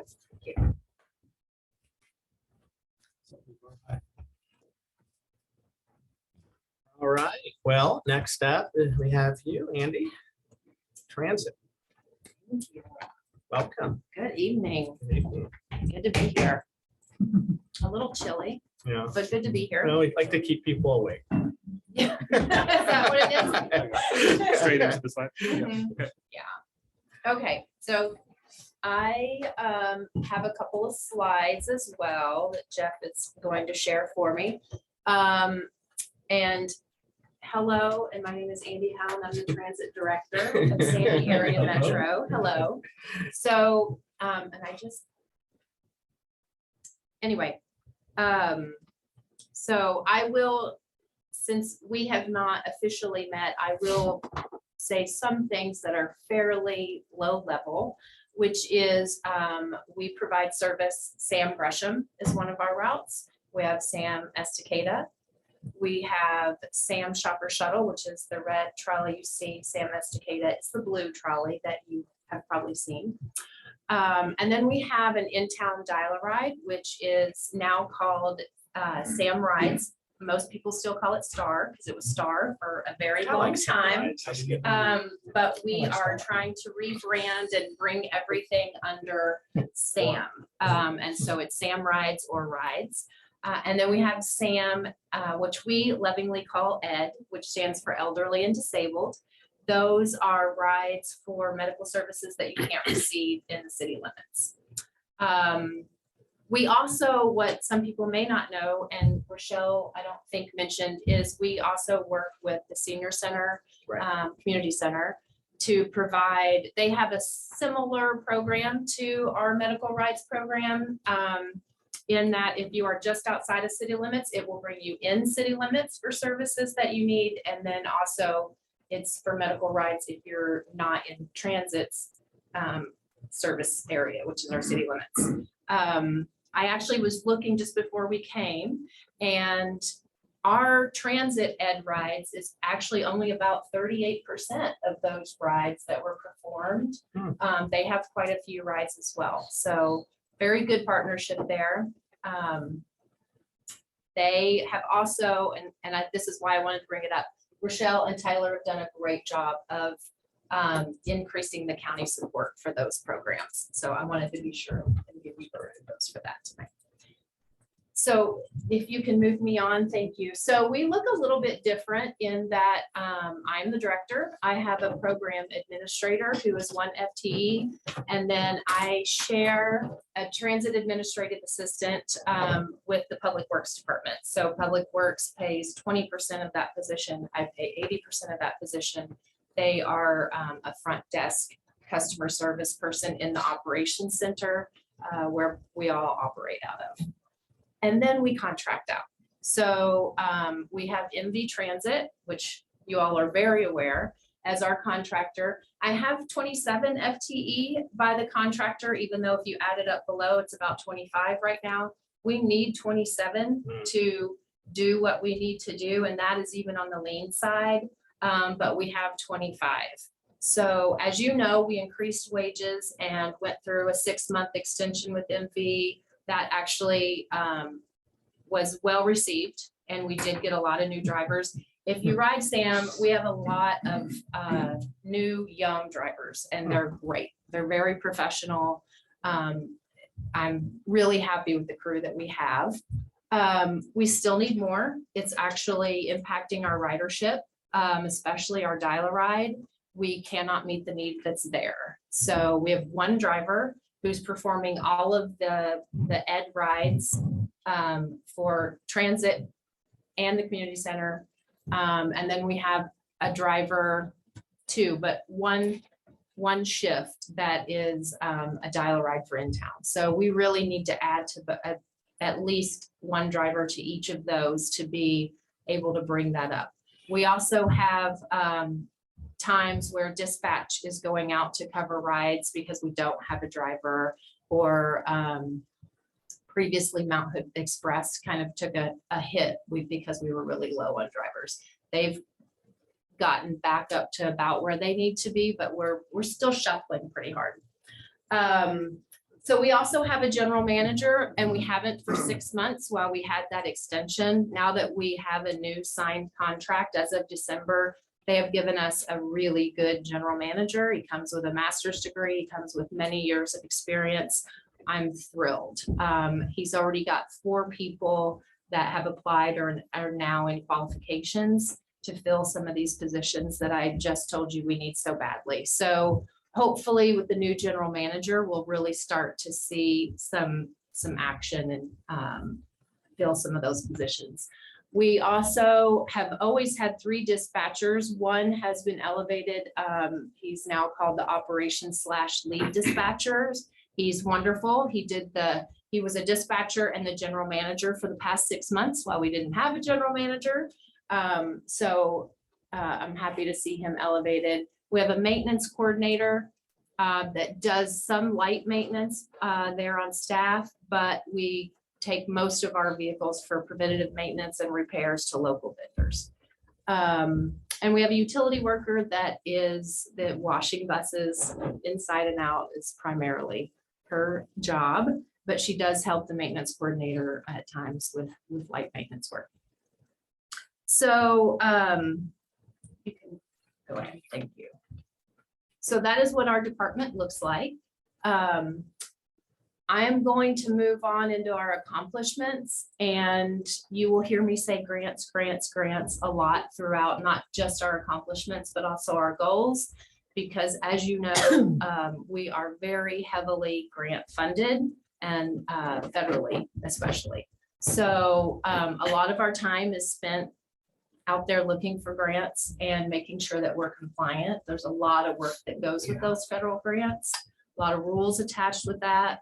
And so I'm a little bit of everywhere and on every committee I can possibly find myself to be on, so that we can figure out how to bring those federal grants back to our community. We do have a local payroll tax that our businesses pay, so they do support transit. We keep that as a priority in our mind of how best to serve those businesses who are supporting us. And as you know, there's also a statewide employee tax now, lovingly referred to as STIF, S-T-I-F. And that has actually brought quite a bit of funding in as well that we can rely on. So I'm going to talk about some of these grants and some of our accomplishments. Feel free to stop me if I go into the weeds too much. So as you know, we had a transit master plan that you all adopted in April of 2020. And our goal setting after that pretty much was, Andy, go out and follow your master plan, put the things that are in your master plan into place. So that's what we've been doing. One of the things on our agenda for that master plan was electric vehicles. I did not see us getting funded for those as quickly as you did it not. has happened. Yeah, No, you did not. I did not. It is even in the master plan that, you know, it will be difficult because they are pretty expensive vehicles to obtain that funding, but we have managed to already get awarded 3 electric 35-foot buses. We have partnered with a business called Proterra for those electric buses. They start at about $850 each. We have a federal grant that covers not only the cost of the electric bus, but there is a 5% what they call workforce development that's added into those grants that you use to train your drivers, to train local mechanics. Maybe some places put classes at the local community college for future electric mechanics and so on, to help bring your community along on that electric journey. And it also covers a lot of the chargers and the infrastructure. So we have been working with PGE. We're part of the Fleet Partner Program, which they've come out. We've had several meetings, we've done walkthroughs, and we have a plan to bring those electric upgrades to the operations center. The last plan I saw from them, it was somewhere upwards of $300 and something thousand towards the 400,000. We were accepted into the program with the understanding that those costs would be met by PGE. Last time I heard from them, they are out of money, but they assured me that they are looking to find more money. So, so we are well on our way to 3 electric buses, and the estimated timeline is about 14 months from when we signed a contract with Proterra, who really wants us to sign a contract ASAP. We've been working on it, but we're not quite there. And I can't sign until I have all of my grant money signed off by the state. So we also. Do we need help with that? Like, would it help best to pick up the phone and move somebody along, or? I'll think about that. Yeah. Thank you. Thank you. I will think about that. I think I'm okay. I think it's the federal government moves slowly. All right. But thank you. So we also, I'm going to move us into the next one unless somebody has questions about that. Nope. Okay, great. So another accomplishment is that in my transit master plan, one of the capital projects that was mentioned was an expansion of the operations center. Most departments that you talk to here are running out of room, as she was talking about the community center and busting at the seams. And I was thinking, yep, we're definitely also busting at the seams. We have in our transit master plan to try and find, well, one, a maintenance bay. So in the original operations center master plan, transit, not just transit, but the city would have a maintenance bay that all departments can use, but transit especially, in my opinion, will be using it. So we also would like to see more, we got rid of the conference room that's at the operations center because we needed office space. We need a training room. We also used to use that conference room to train drivers. Every time they get a new driver, we need somewhere, they have 80 hours of training that they have to go through, and nowhere private to do that. So we got funding to bring someone in to develop a plan. We are moving on the former operations center plan. There, as I said, there is a master plan that shows where a second building could be and also shows where a maintenance bay could be. So we have gotten a grant to do both of those buildings at the same time so that we can hopefully then, you know, save some money and not have to do 2 separate plans. We also, as you know, we use tablets. That tablet gives GPS to the customer so they can know exactly where their bus is. We have gone with a new vendor. We're getting all new equipment. We never got the data on the back end of our former vendor that I had hoped to get. So I'm hoping this one does actually have the new updated technology that's out there and available now. We're getting all new systems for automated announcements. interior LED signs for people who can't hear those announcements. They can still see where the next stop is. We actually have procured that system. It's installed, and our training, I think, is next week. So that will be up and running very soon. And also in our master plan, one of the things that was mentioned was, especially for demand response, is having more of a computer aided dispatch or more technology to help instead of just someone doing the scheduling and knowing town. And so they put the rides in, but actually has a mapping software in the background, and the computer will put those rides in for you and group them together and send that to the tablet for the driver. Right now we print their manifest for the day. Just fair, the next step into the technology world. And we did an RFP both for the onboard technology of the tablets and this software at the same time. So we are about to have and have procured this software, and it's the kind that not only has the mapping, but you can schedule your ride online. It can text you when your driver's on the way, text you when your driver's 5 minutes away, take that out of our in-person dispatch, on the phone doing it for you. So hopefully Can you tip your driver? No. And if you do, I don't want to hear about it. Okay. It's a public service, so no, we frown on tipping.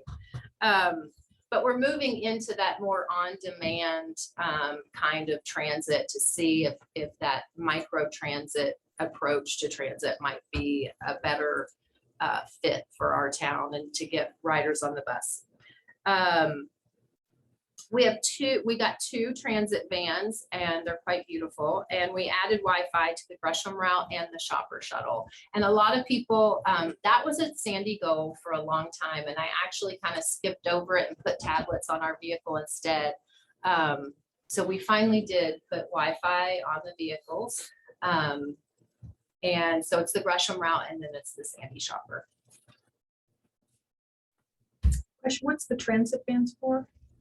They are for the ed rides. So we used to have two vehicles that they're not made anymore. And so they had reached their useful life, and they were also really difficult to get parts for, et cetera. So they're the ones that look like the little British cabs. Yeah. So yeah, they replaced those EVs. So we also, not realizing we were going to get into that electric world quite so quickly, we rebuilt a diesel bus instead of buying a new diesel bus when one of our vehicles hit its useful life. And then we went out for a lot of grant funding. So we did a lot of grant writing. We did a lot of looking at our inward processes. We are working on our policies. You'll see that later in departmental goals that all of us talked about, that most of us are working on our policies. So I put it later, and we, I think, have it as a citywide goal. And actually, can you go back one slide? Because I didn't look. So a two, sorry. Two? Yeah. So these crazy people, I'm sorry, I totally skipped over this. This is us at a conference, and it happens to be Halloween. And so, and there was a theme, and so we're in a theme, but the two board members that you accepted earlier this evening on the consent agenda one right up are front. thing one and thing two Yeah. in this Yeah. picture. Yeah. So I thought it was very appropriate. And then you see myself, next to me is my program administrator. Our transit administrative assistant is over here on the left. That's Nancy. Behind her with the hand in front of her face is the social services administrator that runs Mount Hood Express. And sorry, my watch wants to be a part of it. And behind Roxy's arm there with her hands up is our board chair, Heather Bichet. So that's a little bit of all of us. We try to go to the Oregon Transit conferences as much as we can. Okay, sorry to take us back, but I totally skipped that whole thing. So you guys can read this, and you know most of it. I put the completion of the barns in here because it actually happened in December 2020, although it feels like it was 20 years ago. Like, so I'm not sure if it was just COVID happening and all of the contracting changes, but it really does feel like we built 2 new bus barns 20 years ago, and it was actually December of 2020. Wait, right? I know. I mean, you guys came out and looked at it and everything. Anyway, I do want to just add, though, that we did secure quite a bit of additional CARES Act funding in the past couple of years. We put driver barriers on all except for one. Our brand new, newest, doesn't have it yet, vehicles.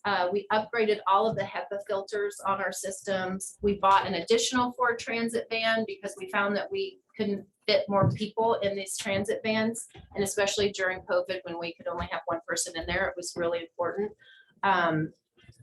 Due to the supply string, though, we are getting that Ford Transit van right now. And then we also have funding to replace one of our service vehicles. I'm kind of dragging my feet because I would like it to be electric, but what I need just isn't out there yet. Andy. Okay. I want electric, darn it. I hear you though. I know, right? I'll probably just buy some more Ford Escape hybrids, but I really would like it to be electric. Okay, so, thank you. So in our performance measures, I actually put from a very long time ago in here. I just pulled it right off of Tyler's sheet that he shared with us. And as you see, our ridership is nowhere near where I would like it to be. That is one of my greatest goals going into this next biennium, is to figure out how to get people back on the bus and what they need. So we talked about this a little bit when we met last week. Yep. And so one is I'd love to see us to do exactly what you said, which is just kind of maybe find out the why a little bit, right? And I have my, I expressed, I always have my opinions on the why, but I would like to see us look at a possible marketing campaign or along with a PR campaign that focuses on convenience and safety of our services. And it's a goal, to put out there, but I would like to see a little bit of an awareness campaign or an effort towards that. Yeah, I like that idea a lot. I think it's important, especially what we all just went through, and habits changed and perceptions changed, and we need to make sure our community knows we're there for them. Yeah. I saw you write that down. Did you add that to my goals? Thank you. Okay. Yeah. Actually, can you go back one more? I will also say, so you saw that we, in 2017, the route or program that we added is the shopper shuttle. The special events, I have, just like 0 to 5 in all those years. I will come back around to that. I'm not sure how to measure that yet, but transit actually does a lot in the community. When it's Mountain Festival time, we're happy to run extra shuttles. When the police department has the event that they just had, the National Night Out, we were happy to provide a shuttle service, which was very successful. We do a lot of that. We partnered with the community center when they had the lights at Mining Park. You're doing birthday parties. Yeah. So cool. Yeah, so we're always looking for the opportunities to do those things. And just saying that we have 5 special programs, that was us thinking, okay, well, Mountain Festival is a special program, but that's actually us running extra runs, extra routes, extra shuttles, for the entire time of Mountain Festival. So there's probably a better way to measure those, and I'll find a way to do that. But and that's probably a great thing for that marketing campaign, Yeah, is to really get out there and provide what they need. Okay, thank you. So I'll just say very quickly that obviously from what I just told you about all the grants that we got, what we are looking to do in the next biennium, we were awarded funding for a brand new route to Clackamas Town Center. We have not, and that, again, that was another thing that was in the transit master plan that was very popular with the public. And I thought, wow, that's not going to happen for a long time. And then STIF came out and we put in as a regional connect coordination program, and we were awarded $900,000. So we have money for a vehicle and 2 years, and that's funding that has absolutely no match. So that's what we will be looking to do in the next 2 years. That funding will actually could begin as early as July of this year. So I don't We know. want to do it right. Right? I'm like, I Wanna can do just it put right. it out. So that covers the purchase of the vehicle and the cost of drivers and oversight and all the. Yes. Yep. So we're thrilled. We're thrilled. Another thing that we are using that new STIF funding that I mentioned is we will be adding Saturday Shopper. That was also one of the public's biggest supports in our transit master plan. They really wanted the shopper shuttle on Saturdays. So we will add Saturday to look just like it looks on the Absolutely. weekdays. We will be adding Estacada service. I'm not sure. Estacada's been kept at a really low level. Oh, honestly, from a transit perspective, it's almost a non-functioning level because, I mean, we run 5 times a day. That's nothing that most people can rely on. You can't rely your life around 5 times a day. It's very difficult. So we will be adding Estacada service, and that is part of a FLAP grant that we have partnered with the county. We've always partnered with the county to receive FLAP funding. FLAP has been put on hold for a little while, and I'm covering it with a different type of funding.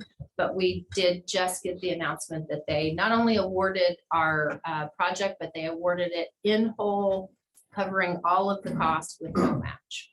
So, yeah. You're yeah. sending a bus, or it's the shop, because there's a shopper shuttle that's designated for Estacada as well. There's a blue trolley. Yeah. Yes, that is the Estacada route. Yep. So that's the 5. That's the It's 5. all on that trolley. Yes, it's all on that trolley. Got So it. how Yeah. many people Monday use through that Saturday. per It's day? good question. I'm not sure I can tell you right now off the top of my head.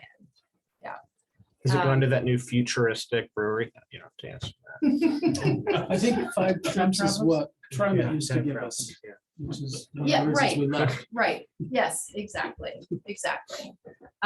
So we will be adding 2 runs to Estacada in the very near future. And you already heard me say that we are going to put an RFP out for the planning of those 2 buildings. The city staff have met just a couple weeks ago to talk about our dreams, what our space would look like, what, you know, each department would need from that building. And at the very end, kind of a little dream of how to make it possible.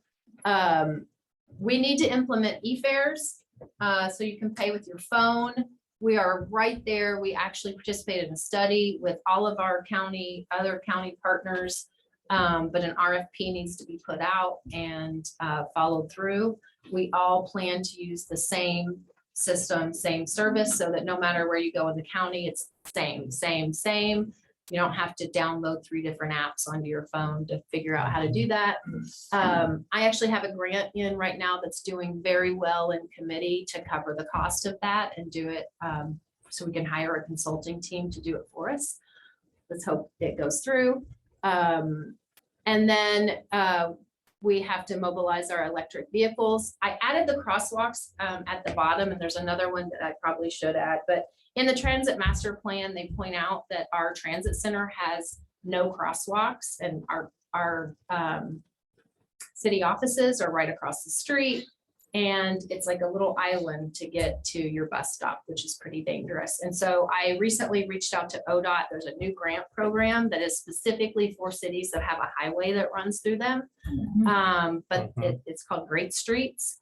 But it's a very $2 million minimum project at the moment. So I reached out to ODOT to say, you know, what are the chances we could do something about having this little island that people have to cross a highway? And their response was actually really good, that they believe it would, you know, probably need the beacons and the lights and not just a crosswalk, and that I should fill out a couple of forms and see if ODOT wanted additional farms. I was so shocked. yeah. And then I also just found out on Friday that I had told ODOT that I would join a program. It's a park and ride feasibility study that they are looking at as a whole around the mountain.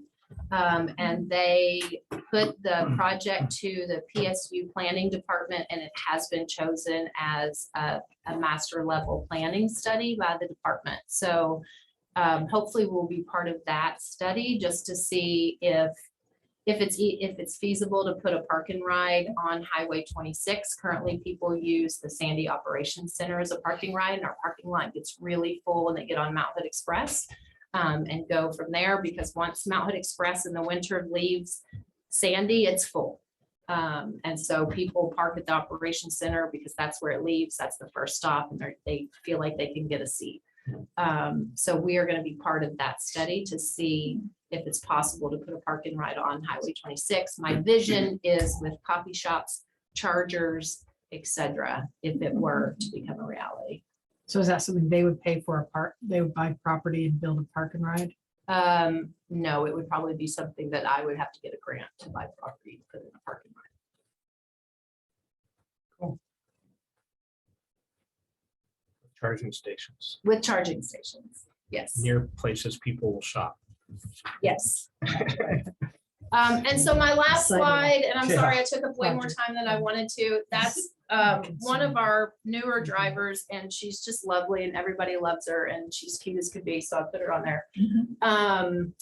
And these are the department goals that are pretty much citywide, that when all of us sat down, and I can tell you that transit definitely is working on our policies and procedures at the moment.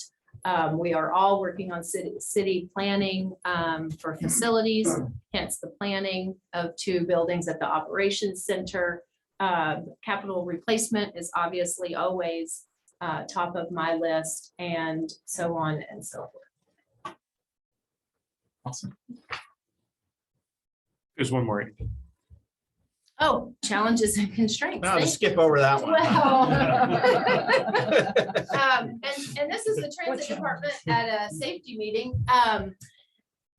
So I've already hit on these. I feel like staff and time, I feel like there's not enough hours in the day. We work all the time. You know, when there's a bus that's late coming off the mountain, we are the people that are posting on Facebook about it. We're who dispatch is contacting when there's bus problems. We're who there's contacting, like we are our procurement department. There's a lot that goes into every day. And so as I mentioned, that grant that I said I have in to do the e-fares, as much as I can supplement our staff to help, especially as we have these big capital projects happening, the better. Contract configurations, you'll hear more from me about this in the future. I'm sure you've already heard me tell you what a headache I just had trying to negotiate with MV and the county. And it was, kind of this back and forth it was just time consuming. And I think there's a more efficient way for us to contract with both of them. And I think we can kind of streamline the way we charge our contractor and the way we partner with the county all at the same time. And as you know, our time with MV is coming to a close soon, because every 5 years I have to put out an RFP for operations. And it takes a while to do that RFP. And if we change providers, that takes a long time too. So although we just signed a contract for the last 1.5 years with MV, we'll probably be putting out that RFP in the next 6 months. And I want to do some of that streamlining with the contracts before we put that RFP out, so that the RFP goes out looking differently and there's not several different contracts that a contractor has to deal with. And then you've heard me talk about space constraints, and it's why we're doing a plan at the operations center. So thank you. I know we all want to go home. and go to Yeah, bed, you did a so. great job. Yeah, Thank you so much. Amy. Really appreciate Thank everything you. you do there. and you all know where to find me. Yes, that'd be great. Thank you so much. I do now. We might take like a 5-minute break. I'm gonna go home. Yeah, go. Yep, understood. Do we need a break or do we want to power through? Do you want us How to long you break? take? We can power through. I feel like we have talked a lot about our plans for water and wastewater today, so I am hoping that maybe it's like some of the transportation All the other stuff. stuff. or- Can I To be sit here? 100% Is that okay? honest. See you, Carl. Bye, girl. I agree. Yeah, You want me to do it? Yeah, you'll have to. feel better, Carl. Oh, download. No, I'm saying, do you want me to advance the slides for you? Yeah, Look, yeah, a that'd be couple great. Tylenols, several Yeah, it's All right. ibuprofen will help. Mhm. Yeah, that's what I said. Thank you for joining us, but Yes, good to thanks. see you on Good the to see you in next. person. Yeah. Take care, man. All right. Well, I'm Jenny Coker.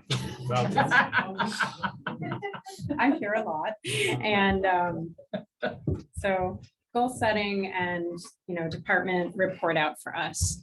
So I wanted to take the opportunity, we talk a lot about Sandy Clean Waters, but what are all the things that we do in public works? So this is our current org chart, and currently we have 12 full-time employees, including 5 contract operations that run our water treatment plant and our wastewater treatment plants.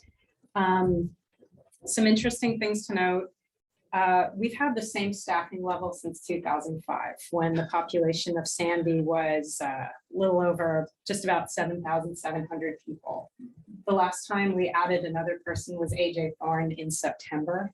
And since that time, the population of the city has grown 77%.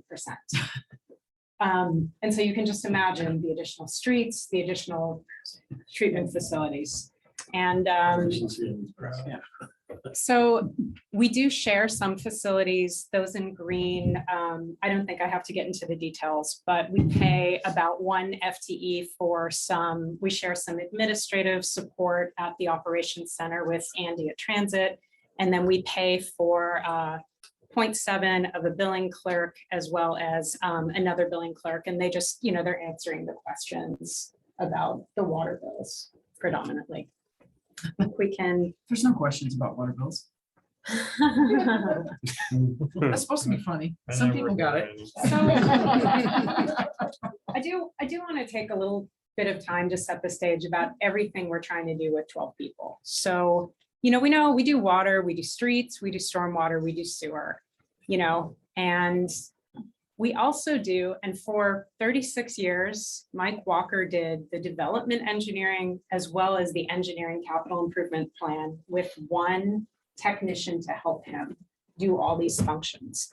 And the development is not a small thing. It's right-of-way permits, utility locates, tree removal, the GIS, all the mapping for the entire city. Driveways, sidewalks, traffic concerns, SDCs, pre-application, land use reviews and development, which have really strict timelines, as well as CM and inspections coordinating that for all the different developments. And the engineering and CIP, that's all the design contracts, construction, project management, reporting, finding the loan sources, managing the agreements with the Portland Water Bureau, which is a big thing. Managing our ODOT departments, managing our contract operations for our DEQ permits. It's, rate fund studies every year. It's a really, really big job for one person. In addition, what I learned, I celebrated my 1-year anniversary, February 3rd. The public works director is 4th in line to run the city after Jordan Wheeler, Tyler, Chief Roberts, it's then me. Watch your backs, guys. But, I mean, in all seriousness.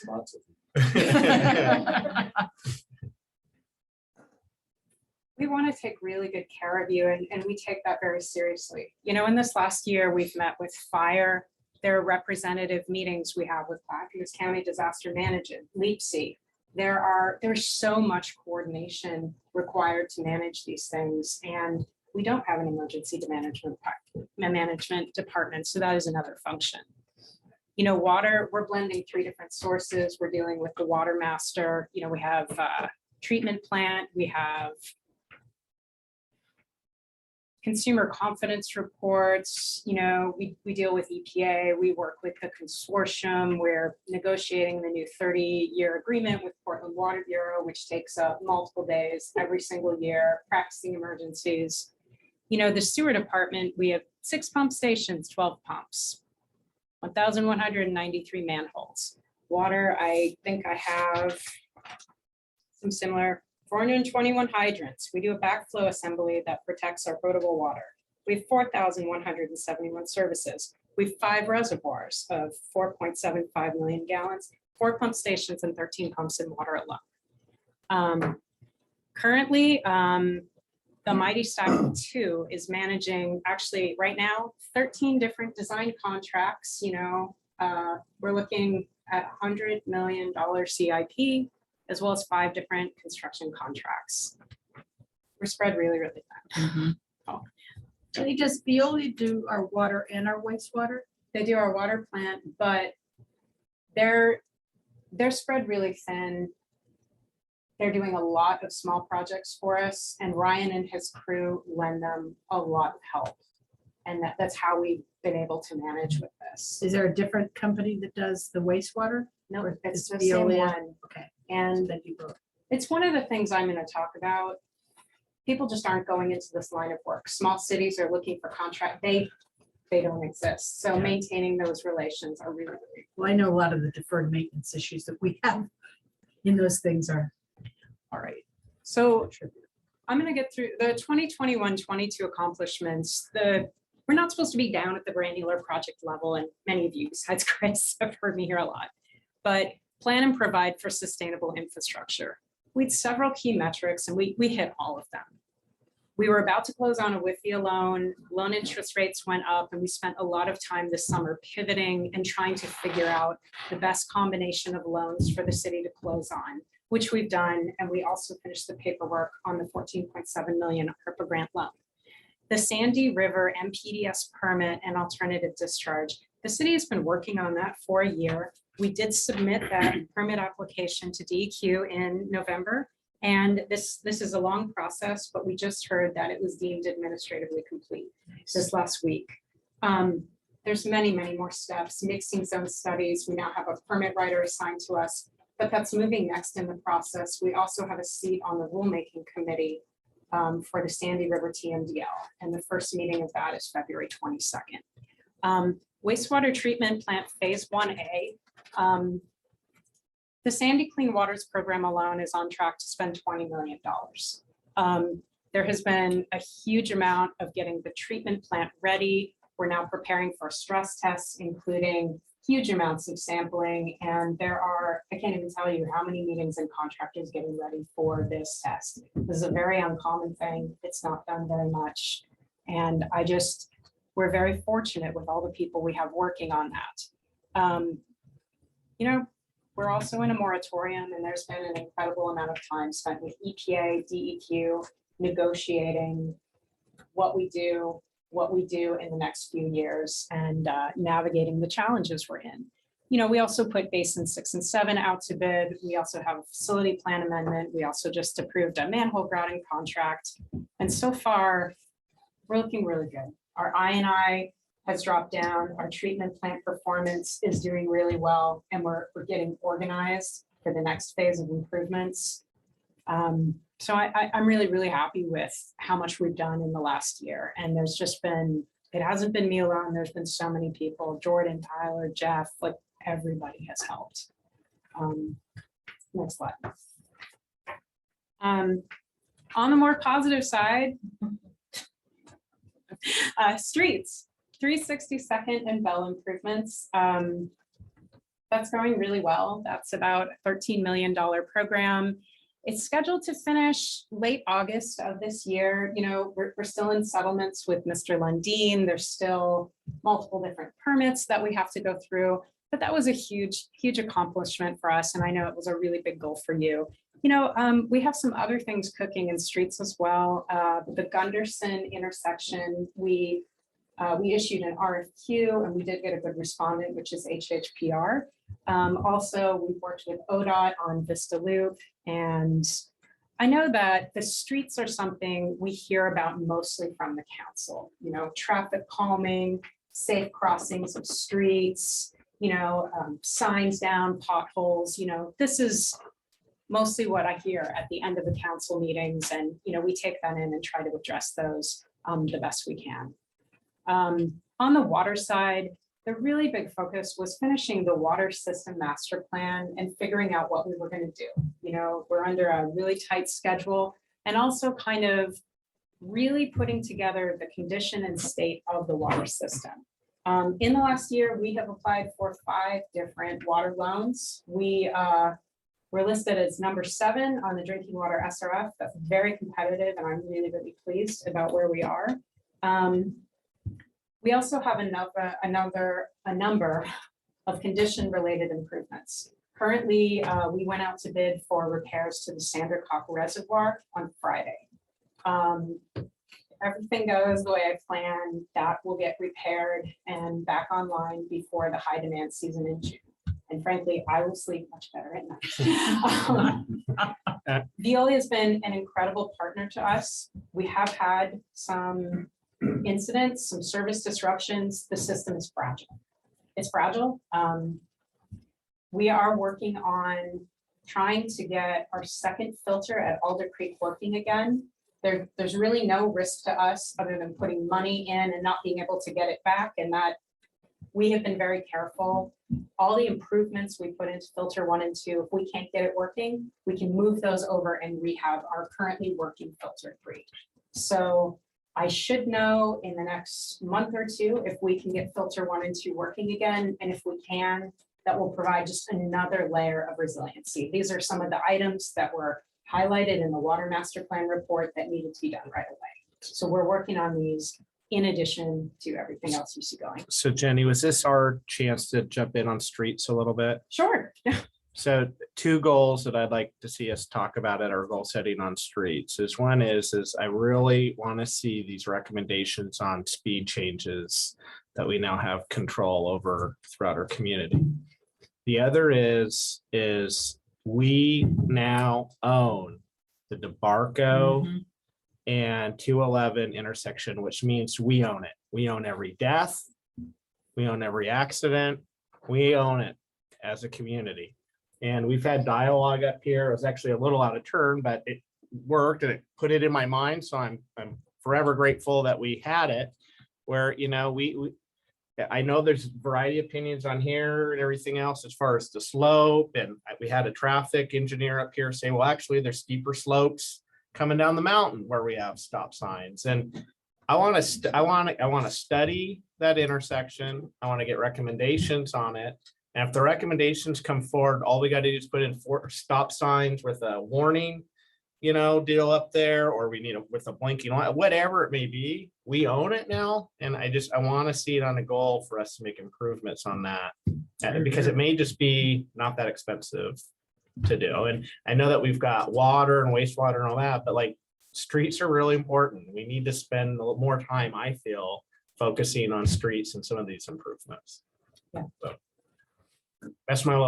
that was what I wanted to cover on this one. So thank you. I also really want to give credit. Kelly O'Neill helped me so much. He led the TSP. And honestly, I've been so busy, I haven't even had a chance to read it, though other members of my team have been part of it. So I know there are a lot of speed issues. There's a lot of traffic calming concerns. Yeah, there is a need to really set a CIP there. So I do hear you. I don't think we need to linger on these performance measures. We are doing well with the local gas tax revenue collected. That is something, Mike Walker and I are still in touch, and that is a benefit. We did collect a lot of people on their way through to the mountain that can help fund our street funds.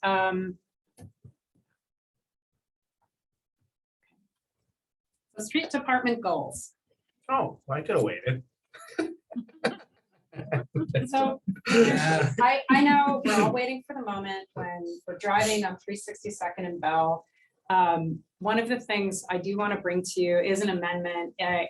it was brought to my attention that there is a speed study that needs to be done for the high school connection to Bell. And I'd like to get that done before the road goes live. It just makes sense to me.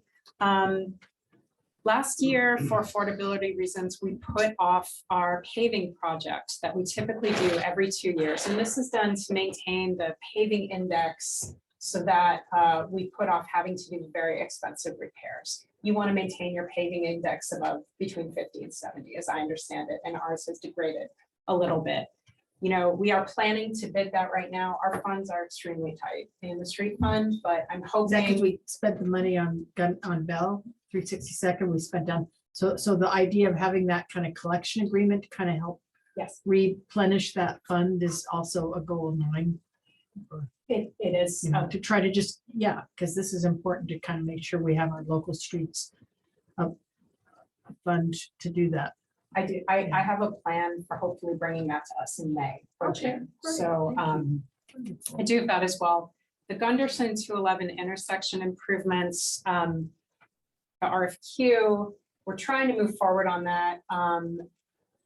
I do have some concerns about how we'll pay for that, although we can figure that out. There's going to be more ODOT ADA improvements. There's always going to be traffic calming, as well as maintenance. One of the things that we put off purchasing was an excavator with attachments. We have a lot of right-of-way maintenance. It's really only something the public works crew can do because of traffic control. And the purchase of this excavator is just a personal goal of mine. If they just have the right tool, they can just do so much more. And that's something, again, we hear from you. You know, you don't want the brass too high, you want the medians to look good on Jewelberry, and so that'll really help. I forgot to add the Vista Loop sidewalk in your accomplishments. That's a big thing. Oh, I did. Thank you. I meant to do that. And actually, before we move on, I do have to mention something. About a year and a half, 2 years ago, we took over maintenance of 1,100 streetlights. And it's a big deal. We don't have any additional staff to do this work, nor any additional funding to do this work. And, we've also had to go through a learning process with PGE, because unbeknownst to us, PGE gave us some of the maintenance underground, including conduits and junction boxes. We've definitely had some residents call PGE, called us. There's been some jurisdictional issues. I think we've worked that out. But, we now need contracts for electricians to put conduit in to maintain the streetlights. And that's Why going to did be we another take challenge. over ownership? Part of the LED streetlight conversion. Yeah. But that I did talk with Ryan, it's another challenge for the street fund. So the stormwater department goals, you did hear the testimony tonight. We have been working with Mr. Leslie. We have a 5-year update of our stormwater plan due in November. There's a real need for a stormwater master plan. I know that Councilor Hokinson has been pushing for that. This is very important, but this leads to me to say that we have a structural problem right now in the stormwater fund. The stormwater fund was planned to pay for some of the stormwater improvements of 362nd and Bell. And then, as you recall, we did have the emergency repair on Strawbridge Chopper Road. We're in the negative in stormwater right now and getting further in the red. So I do have to come up with a structural fix of the fund, and just given everything we're going through right now, what I'd like to do is let the fund go for a year, recoup some money, go out for an RFQ for stormwater master plan, and start that in July of 24. So give us about a year to get through, button up some of these other projects, get through the stress testing, and move on. Since we're on it, when you guys give the staff response to testimony, I'd love to hear opinions on what the county should be responsible for versus us from a Sandy first perspective. If that makes sense, because I want to About Mr. Leslie. Yeah, if they're just being dodgy. Yeah, like if I want to go over to the county and talk to folks, but only if we think it's necessary. right? I need to hear from you guys. Well, I'm also curious about on that particular topic, whether we just, I mean, the drainage, you know, there's a drainage just coming where they're talking about, and then it just kind of the drainage just ends and there's all this crap, you know, grown up in the right of way. And so just cutting all that stuff out and putting in the ditch line would get it off all their properties. I don't know, but that's, AJ's yeah, been you'll working figure with it out. him, and Yeah. so we'll do Yeah. a deep dive into Yeah. this. But yeah, I mean, just to know, we do need a structural fix. We have 9 detention facilities, 1,553 catch basins to clean out 40 miles of main line. And also, because we don't have an urban tree fund, a lot of things kind of roll down to public works, you know, and you know, we're gonna take care of trees, but we do need a structural fix. There are a lot of dangerous trees and we need some definitions of where these come from. Or we just need a solution for all departments to plan something. Okay. Water department goals. Emergency preparedness is just crucial to me. Like, I know people expect to get their water no matter what, and we work really, really hard. There are a lot of power outages, the public safety power outage that occurred in September. There will be more of these. I don't want to belabor, but our connection to Portland Water Bureau, as it is right now, is not always present due to turbidity. Nothing to do with them, but there's about 5% of the time that we can't access the water if we need to. And we're starting to have similar troubles with our other sources. So I have a great team. We have come up with a number of different items I'm excited to bring to you. You know, one of them is possibly having a strategic fuel reserve, which might allow us to save costs and especially fuel generators for some of these longer power outages. Funding and financing plan for the drinking water projects is going to be really interesting, and we're going to have Stantec help us with that. I am really excited about the grants. I really want to thank, I know many of you, you know, Mayor and Councilor Walker were down in Salem last week lobbying. And Chris. Thank you. I mean, I think there's a lot of opportunities, especially with Energy Trust of Oregon. So it's just getting people to focus. We have a new 30-year wholesale water agreement with the Portland Water Bureau, and I have been very, very active in this. Sandy is one of the larger partners, and I'm pushing the FCS group to recalculate some of the rates. We will be coming before you for work sessions. The director of Portland Water Bureau is pushing for this new agreement to be adopted this year. Like, she thinks June. I think that's a little early, but this has taken a lot of my time. It's very important for the next 3 decades. So this is another thing that we'll be closing out. You know, we're setting up the water program. We need to start design of the Portland Water Bureau pipeline. I can tell you right now in my head, we need to secure the right to build the pipeline in the right way. It's a big risk. I did brief the Council Oversight Committee. There are some opportunities right now with, gosh, I always forget their name. Pleasant Home, isn't it? Pleasant Home.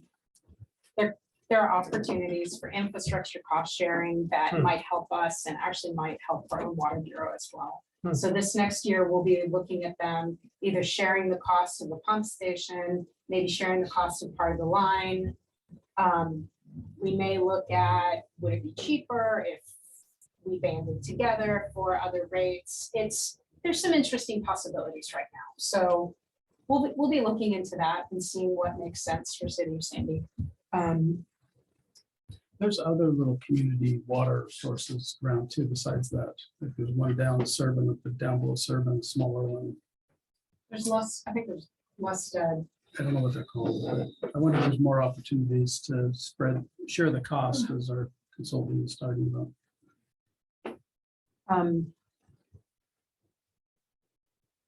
We need to do investigations in Alder Creek to confirm. The master plan's done at a very high level, but we need to get a monitor on Alder Creek. We need to know what that's producing in August and September. We need to know, is it reliably going to produce 1.5 MGD or 2.4 MGD before, you know, we need to understand There's a 45-year-old pipeline right now that conveys water from Alder Creek to the treatment plant. What is that condition? Do we need to replace that first? Well, I mean, we need to figure some things out. And then something I haven't briefed the council in, again, this wasn't in the plan, this wasn't in the budget, but EPA is requiring lead and copper inventory. Every single city in America is doing this. So what do we have? 4,400 connections. We have to have every single one of those connections with an address and verify the service line to the house, whether it's copper, PEX, or some kind of galvanized material with anything lead containing. I do want to say there are absolutely no lead service lines, but There's money for that. there is, I'm sorry, what? There's some money for that. There is, Yeah. lead solder and other components containing lead were allowed through 1986. This is due in October of 2024. Again, it's another huge effort that is another mandated program that we're trying to execute right now. We want to make sure the communication is there, but But do you have, are we getting some federal funding help to investigate that? All right. Let's try to know, there's some access. Yeah. yeah, and Well, that's also why we need a that's program inside manager so she can Sandercock. start doing this. Yeah. Right. And that's a picture of inside Sandercock. We took this down in June, understanding there was a leak and some other concerns. So we've been planning for this repair that we should be working on in late March. We also learned that we had to upgrade the 20-year-old control system in order to do this.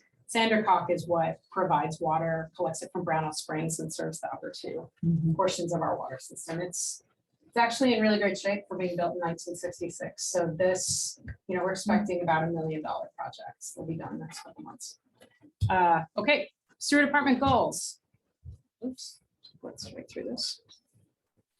We've talked a lot about this, but I think the important thing to note is that when the consent decree with EPA is finalized, I can't exactly talk about the details, but we're going to be committing to ongoing maintenance and repair of the system more so than we've ever done in the past. There are metrics, investigations, quarterly reports, expectations of what we need to do every year through 2025. And, we have to complete the facility plan amendment, move forward with the Sandy River outfall, complete the next phase of treatment. There are some goals of mine. Currently, we do have the treatment processes in place to get a classification of Class A recycled water. Branding is really important, so I would like to get that. That opens up a lot more opportunities for us for discharge. Biosolids master plan, as well as close on the WIFIA loan and the second 46 million clean water SRF loan, which will all be coming to you sometime this spring. And then development and engineering, really my goal is I want to streamline, I want to have business efficiency, I want to provide better service to everybody. And in so doing, free up time for my staff. Right now, because we don't have development standards, we take a lot of calls and explain the same thing many, many times. So we are working on development standards, a SCADA master plan, again, processes, contracts, standards for consultants. What did I say? I have 17 different contracts. They're all different. Putting these business processes together will just be better for the ratepayers of Sandy and more efficient for us. So it frees us up to do more work. My goal is I really want to update our websites, better communication about the services we provide. For instance, we have a winter maintenance plan. Why do we do it? What are our priorities? And then I'm really working on everybody forecasting the work they have, including vacations, conferences, and prioritizing. We have so much work. My best forecast is we're really at 45% staffing of where we should be just for maintaining what we have. When you're in that situation, there's very little things we can put on hold. You have to say, these are all great. but these are the number one because of the risk or the likelihood of failure or the consequence of failure. And that's the kind of direction I'm moving. And I'm really trying to talk about what do we do in public works that nobody else does? You know, there's not many people getting in sewers and manholes. I mean, we have certain specialties that other people can't help us with. We need to focus on those and the kind of ancillary historical things. That's where I'm looking for support from you to say, do we still need to do these? Could we contract these out? Could someone else take them on? Do we respectfully retire this program? Do we put this on pause and reinvigorate it once we get through this crunch? But, you know, like Dick said, Dick Talley, we do need to make some hard decisions. Like my goal is to meet all these federal, these EPA mandates, anything that has a civil penalty associated with it. To me, those are gonna rise up on the level of priority. So challenges and constraints. I do have a bit of a speech here. I would really like to see a council goal of attracting and retaining qualified staff. We've heard a lot about a lot of staff shortages. I will tell you, infrastructure is the exact same way. There is a fierce competition everywhere. There is more work than can be done. Every single regulatory agency, DEQ, you know, I don't know, Army Corps of Engineers, they're 30% staffing levels. Things are slowing down. You know, consultants, they can't hold on to staff. Construction contractors, most of the superintendents are 50 years old. I have something about the oldest surveyor in Oregon. I'll just actually, can we skip ahead? Because this feeds into it. That's hilarious. The oldest public employee in Oregon retired in August of 2020. He was 102 years old. Wow. So, but I mean, you're laughing, Look at but that equipment he's using, man, he's sharp. what I'm saying is that I am really passionate about workforce development, and the state of the surveyors here, surveyors are used for everything, from building developments to building our pipeline. In 2000, there were 2,100 surveyors in Oregon. In 2020, there were 774. So, but just go now look at the age of surveyors, the last slide. It's just kind of almost all the surveyors are 61 years and older. There's no one going into the profession. Ages 21 to 30, there were less than 7. So this translates to, let's bring it back to Sandy. We have a lot to do. We don't have a lot of staff. Losing staff, losing a consultant, losing a contractor, losing our contract operations staff in Veolia. These people are rare and hard to find. And we're in competition with everyone, with Gresham, with Portland. There's in 5 years, there's nutrient limits going, every single person, none of these people will be here. They will be working in Washington. So my strategy this whole year has been to create a culture and an environment that people want to come to Sandy. People want to work here. And you know what? It's working. People are attracted to this because they're tired of bureaucracy. They just want to build good, meaningful things. And there's opportunities here. There's opportunities to do some new things. We produce great quality recycled water. There's a water problem. There's a drought everywhere. I am really hopeful that we're going to find some clever solutions that are good for the environment and good for us. And that is attracting the right people, and the right people know how to get things done. Okay, go ahead. So I respect the passion, and I share it. You know, but as a council, we're kind of this policy making body. And we've done staff compensation studies. We've got recommendations back, and well, let me finish. And we've approved and adopted and accepted every recommendation that has come to us, right? And so I guess my challenge comes back to all of you, because we have shown a propensity that we want to attract and retain the very best talent in the area, you know. And so if there's things that we need to do in addition to that, you know, we need you guys to bring that forward, because we approve it every time you do, right? Because that is a very strong goal of ours. And Jenny, are you asking for more FTE? Yeah, I mean, I mean, what are we to asking be, for? to be blunt, Yeah. is that what I'm hearing? It's one of the things I'm asking for, but. We know you need it. Because I mean, I wrote up here, But I think, what is your wish list? I haven't seen that yet. yeah, I think that we'll get to, I mean, we're just Okay. talking goals, and honestly, I am not alone. I do feel an awful lot of ownership and an awful lot of pressure. I see things about reservoirs failing, Jackson, Mississippi. You're gonna start to see more of these big infrastructure failures that make the news, and I never want that to be us.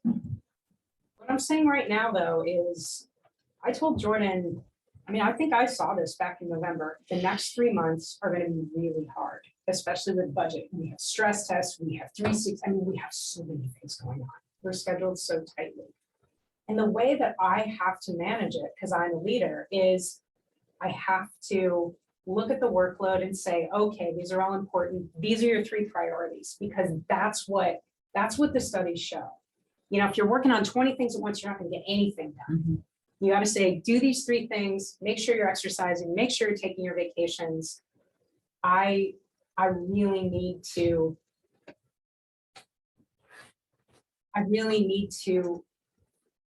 strongly, direct what they're doing. And with so many things, I'm really going to need council support, with agreement on these are the priorities, everything else. If you can do it, fine. If you can't, we'll put it on pause. I think that is what I'm asking for. I am modeling extra FTEs, but the budget won't be approved till July. Coming up with other solutions. We're short on space. I've been pushing for other things, and I'm not alone in this, but like Dick Talley said, there's going to be the solution of what do we do in 5 to 7 years, but with the deadlines I'm looking at, people I need to get in here, I need a solution in 2 months and in 6 months, and this is like, it's time. So I guess my response is we're not going to be able to provide this, but we're not going to be able to provide those solutions to you. But we've come to really respect and appreciate your role here. At the city, we really trust you a lot, and so please be coaching and letting us know those things so that we can support you along the way. I would say I think it would be very useful to everyone at the city to say, let's have a goal of recruiting and retaining talent, and then, let us come up with whatever those policies are. And I don't think it all has to do with compensation. Sure. So, Yes, you're going to hear this theme, I think, and I appreciate Jenny actually including this in her presentation. Yeah. Needing more staff. Expecting. And we are heading into budget. So, every 2 years we get this chance to do goal setting and then go into budget, and our work as staff is to align your goals with the budget. I think part of what you're hearing from department heads too is that we're, in this unique time with Sandy, there's just so much going on, these big projects and stuff that do take a lot of time. It's not just Jenny's time, it's her staff time, and it's periphery staff too. It's every other department head, it's administrative staff, it's everybody else. And it's not just in her department, but a lot of different departments. You'll see these type of themes where it's the same level of staffing as 2000, and we've gone beyond that just in terms of our baseline services, but all these additional things that we're doing. And we're not trying to set the stage of we don't want you to do anything new. We got too much going on, but we also want you to receive the message that if we're going to be adding services, if we're going to be continuing to be able to meet those demands, we're going to have to look at increasing the staff loads. The difficulty for us is that so much of the oxygen of rate increases and raising revenue is to supply money for capital funding or cover existing costs because everything is going up in price. And so, part of this is just introducing this, brace you for, there may be some asks as we go through the budget process, and we have to come up with the ideas and tell you what it's going to take in terms of resources and meeting that. And then this maybe try to translate for Jenny too, is some of the other stuff that creates demands on staff that may not be, at the level that maybe complying with the EPA standards and things like that, and accomplishing these big projects. But those things do take up a lot of time, right? The little stuff that does matter for a community that the public works crews are doing, the transportation projects that we really don't have, staff for. We need to find resources to do that. This will be another theme for other departments, especially as I head into budget. But I do appreciate the mayor's comment, because I think the goal is more of a signaling goal too, for us, but also it gives us maybe a little more confidence that we can go into goal setting, go into the budget, be a little more creative with the asks, to get, more FTEs in a few of our departments that are really strapped right now. Can I ask, so I'm assuming that the rate studies that we've done for water and wastewater obviously have the cost for, building all the infrastructure that we need, but also, doesn't it also have kind of that, the sewer rates pay and water rates pay for the public works crew, right? They do. Yeah, and so that's my question is, have those rates been set to cover the additional staffing needs? The rate increases we did last year, no, we didn't, because we were focusing on the capital, but we just got the final round back where I did include a couple more FTE based on what we know our collection system has to do. And I have a contract with FCS to do water as well. So I'm prepping to get these answers, in time frame. And then wastewater and streets. But I haven't For done anything yet for stormwater. streets or Right. stormwater. Right, so I mean, Well, it's- yeah, it's just a then also your mention earlier about, I've heard you say, consideration of bringing some of that BLE type stuff possibly in-house or something, I don't know, across the board or what, but it's, if that's in the offing here or not. Not in the near future. I think it's possible for the water treatment plant, once that's built, we could do a transition, but okay, it would take a while. Get the scope of what you're.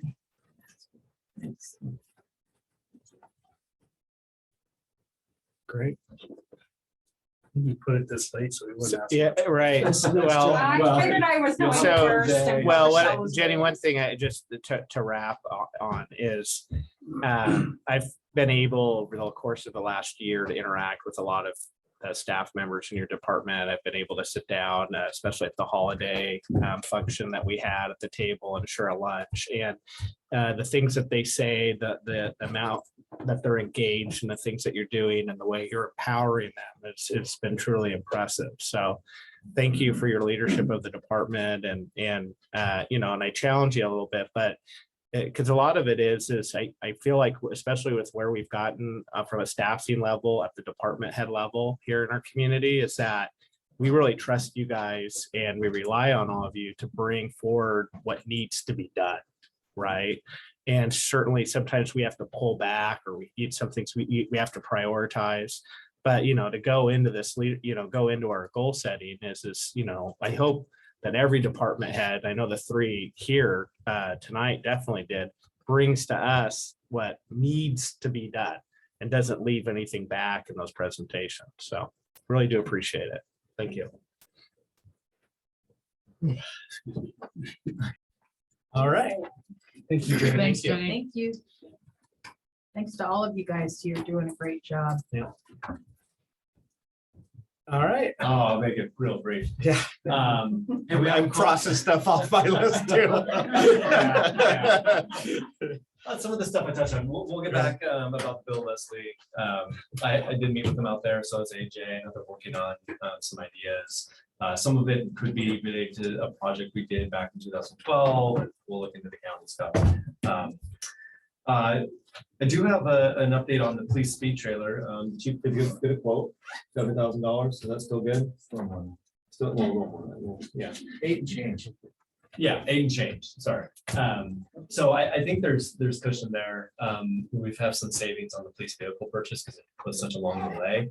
And so there's some savings in the vehicle equipment line. So I'd recommend we go ahead and restart that program for the speed trailer. If the council's good with that. It's under a certain amount, so we don't need to go through the. Just let us know where it is. Yeah, you'll see. So I just make sure it's got the record capability, not just the, right, so we'll know, we can pull data Traffic, from it. It does, it is capable of collecting the data. Yeah, I know. That's what we. Perfect. Thank you. Yeah, goal setting reminder, I already said that on the 18th, we submitted our legislative request, for 14 and change million, and yeah, I already mentioned that we officially went past 20 million on our wastewater project. That's much more to go, so yeah, that's it. Wow, that was fast. All right. So I need the same blinking lights on the Proctor and Pioneer now, so I'm slowing down. I just got an email back from the president of Legacy, 10:33. Finally responded, said he couldn't make our meeting tonight. Shocking. Yeah. Anyway, thanks for the support on that one today. So that's it. Absolutely. Easy one to support. Kathleen. The library board, as liaison to that, they've just come up with this kind of what they snapshot of 2022. I'm sure we'll see it probably when they do their staff presentation, but amazing how many programs they've pulled off and what all they do. And, you know, there's things that, you know, library things that you can rent out, all sorts of stuff. So really proud of what they're doing. They did hear back from the Clackamas County about the proposal that Clackamas County would consider paying $22,000 a year for the Hoodland rent, because they've been giving millions of dollars to Happy Valley, Oak Grove, all those other folks that have, you know, whatever, more pull, I guess. And there's a pretty, I'm going to say it's interesting letter from Gary Schmidt, the administrator for the county, that was just kind of said, you know, just because we're giving them all sorts of money, I don't, you know, not going to explain how we do that. I mean, I'm going to forward you the thing. Sends that letter. It's a little bit interesting, and you know, it's $22,000, which would make a huge difference in their operating budget. So I thought that was, yeah, and so they haven't met yet. They're going to meet. Not gonna explain But myself it- to you. Well, it was, Wow. yeah, it was just, I was kind of, yeah, you know, and so, yeah, especially when, you know, when you look at what all we do for transit and everything else Oh. that helps out Clackamas This is- County. You woke me up. This Yeah. was an administrator, this isn't even an elected person. This is. an No, this is the administration. No, So, this is you know, their I mean, Jordan. I think it's helpful to kind of just, you know, have everybody look at that, but also just, you know, so Jordan's gonna meet with them and sorry to stir On the pot. 16th, we have. Okay, yeah, You can sorry. follow it up with a FOIA request to Yeah. understand how they make those decisions. Yeah. This county. Yeah. Then I just want to give kudos to Rochelle and her whole group and including consultants on the first meeting for the community campus. That was well attended, very well put on. They had a lot of great information out there. There was just a huge amount of community interest in it. And there's been a lot of feedback on, you know, Facebook and all the other surveys and things like that. So I'm really thrilled to see how that's going. Yeah, good job. Rich. Be really quick. Thank you, Rochelle, Andy, and Jenny for your presentations tonight. Absolutely. Yeah, thanks, you guys. That's all I got. I'm like rummy at this point. Chris. I'll just be real fast. I did go to the planning commission, Nice. January 30th. They have 2 vacant seats, but they interviewed both of those. I think they offered the 2 are filled for the next meeting. I think it will come here, yeah, to make it happen in 2 weeks. So that was good. A vacant lot over there on 362nd is Johnson RV, who's our second largest employer in Sandy, is building a new maintenance shop over there. It was approved. Best maintenance lot with the best view in town. And then outside of that, I did attend my first city days down in Salem. For those that know me, I work as executive for the state, so I go there a lot, but never in the city capacity. So that was entertaining to listen to Stan. Talk to everybody and ask for $14 million, but that was fun. I didn't have to do it, so it was nice. But it was eye-opening, and I would also like to thank the staff that gave presentations tonight. First time me hearing that, it's good to hear see what you do, and to understand what the departments do in the town I've lived in for the last 17 years. So thank you for, and I know it's late tonight, so thank you for that.